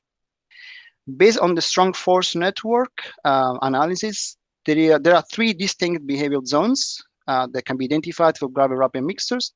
We identify gravel-like rigid behavioral zone for rubber content, volumetric rubber content less than 30%. And also then we have an intermediate behavior or transition zone between 30% and 60% by volume, and a typical rubber-like soft behavior when the rubber exceeds 60% by volume. It is important to note that these findings are valid for the level of normal stresses we use in this study, and therefore there is in fact, at high stresses, the level of the rubber-like behavior could become more predominant due to the compressibility of the rubbers. And moreover, the aspect ratio also should play a key role, so and could have an effect on the behavioral zones, and we are investigating on this aspect. So that's all. That's all for my presentation. Thank you very much, and I'm happy to answer any question you might have. Thank you, Professor Chiaro. That was indeed a vivid presentation and a great learning experience for your sharing your quality research work. We do have certain questions which I think you would like to answer. Yes, so I can see the screen. Okay. Yeah, there's a question. It states that what is the possible reason for more friction? For lesser VRC, it is in the range of 55 to 60 degrees. Sorry, can you repeat again? It says, what is the possible reason for more friction? For lesser VRC, it is in the range of 55 degrees to 60 degrees. More friction. More friction. So so the results I show are so in general, the friction decreases with the amount of rubber. So so the test I'm showing here are typical tests for gravel and rubber mixtures, which are very few in the literature. Okay, so if you compare it with typical sandy soils, you have that the friction angle used increases with the amount of rubber up to certain optimum, and then decreases. And it is typical for sand and rubber, because you have small sand particles which interact, many small sand particles which are able to interlock with the gravel with the rubber particles. When you have a large rubbers and large rubbers, you don't have the same effect. But what really matters is at the interface between large particles, what's happened, and therefore you have completely different trend, which is decreases with the amount of rubber. But the good news is that it seems that despite the size of the rubber, it seems the friction angle actually is quite good. It's more or less 30 degrees. So it means allows us to use this material for certain application as a structural fill, if the compressibility is good enough, but also they're very good as a general fill. So that's another good aspect. So we can use more these materials. The other thing is that we avoid segregation, so which is make this material working better than sand and rubbers in many cases. Thank you, sir.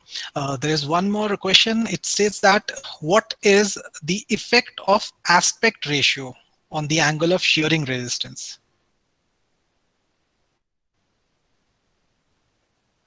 So on the friction angle, you mean? Yeah.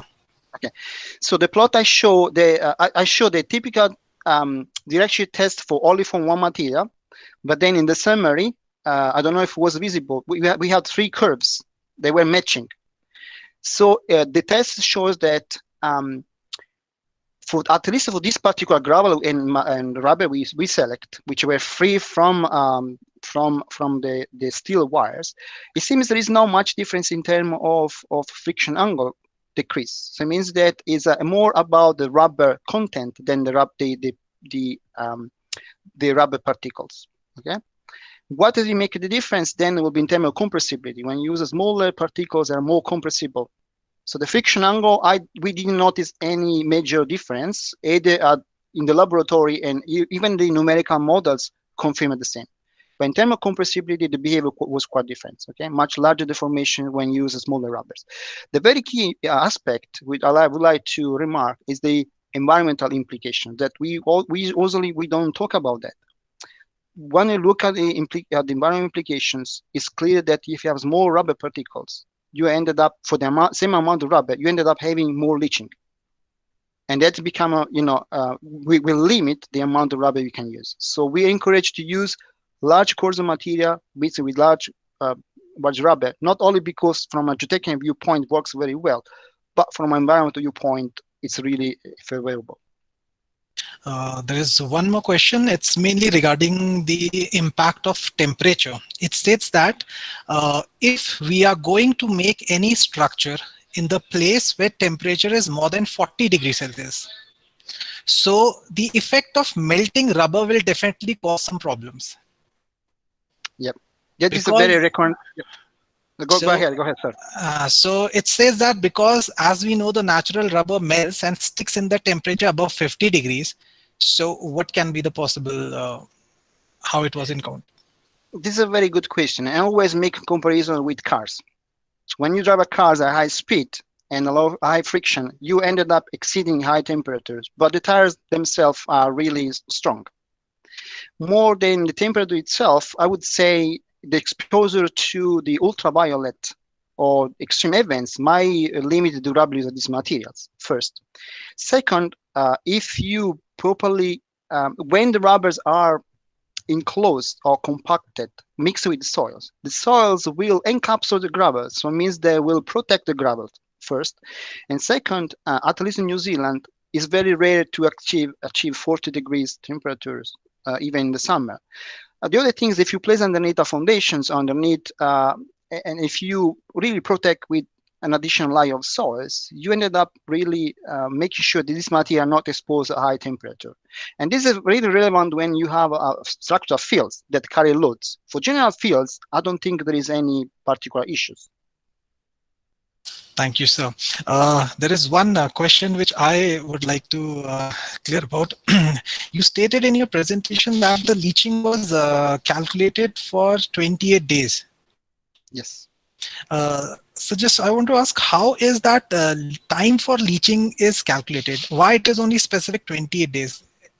So we just did standard leaching tests, and we found that actually after 28 days, more or less, there was a plateau in the results. Okay, but the leaching tests are just a very quick test to run, and where the material is not really representing the field conditions. So it was a quick way to have a loosely placed material and a high surface areas where the material could leach to have an understanding of the properties. What we are doing now, having a PhD student where is trying to mimic as much as possible what's really happening in the field. So we are compacting the soil, mimicking the vertical stress we require in the field, making sure the rubbers are now encapsulated in the soil.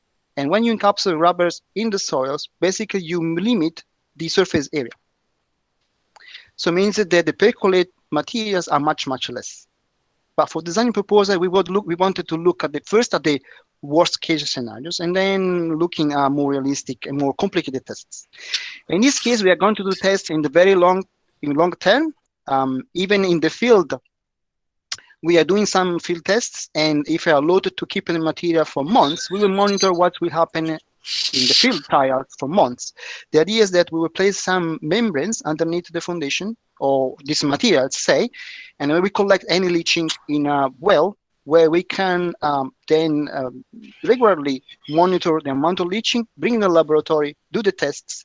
But also we are planning to, we know that if you put in contact any leaching material, especially zinc or heavy metals with crushed concrete or even ocean shell, actually this material will react against leaching and providing a solution. So we are looking at using additional waste material, if you like, to mitigate any potential leaching impact. So we are on the way of doing this test. There is at least for gravelly soils, we didn't find anything in the literature, so we are in the process now to implement additional tests.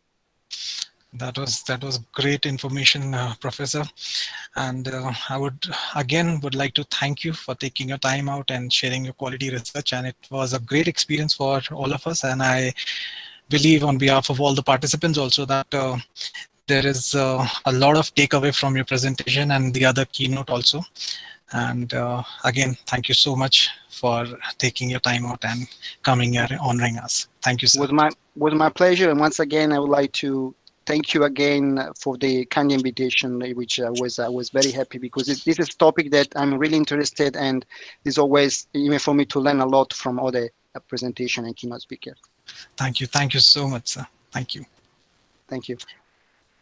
Finally, I would like to thank all the keynote speakers for sharing their research experiences, and I have an announcement for the technical sessions for all the participants who are having the technical session after the lunch. They may please join the respective virtual rooms. That will be all for the inaugural session. Thank you so much. Thank you, keynote speakers. Thank you, participants, all the delegates, and all the attendees. Thank you so much.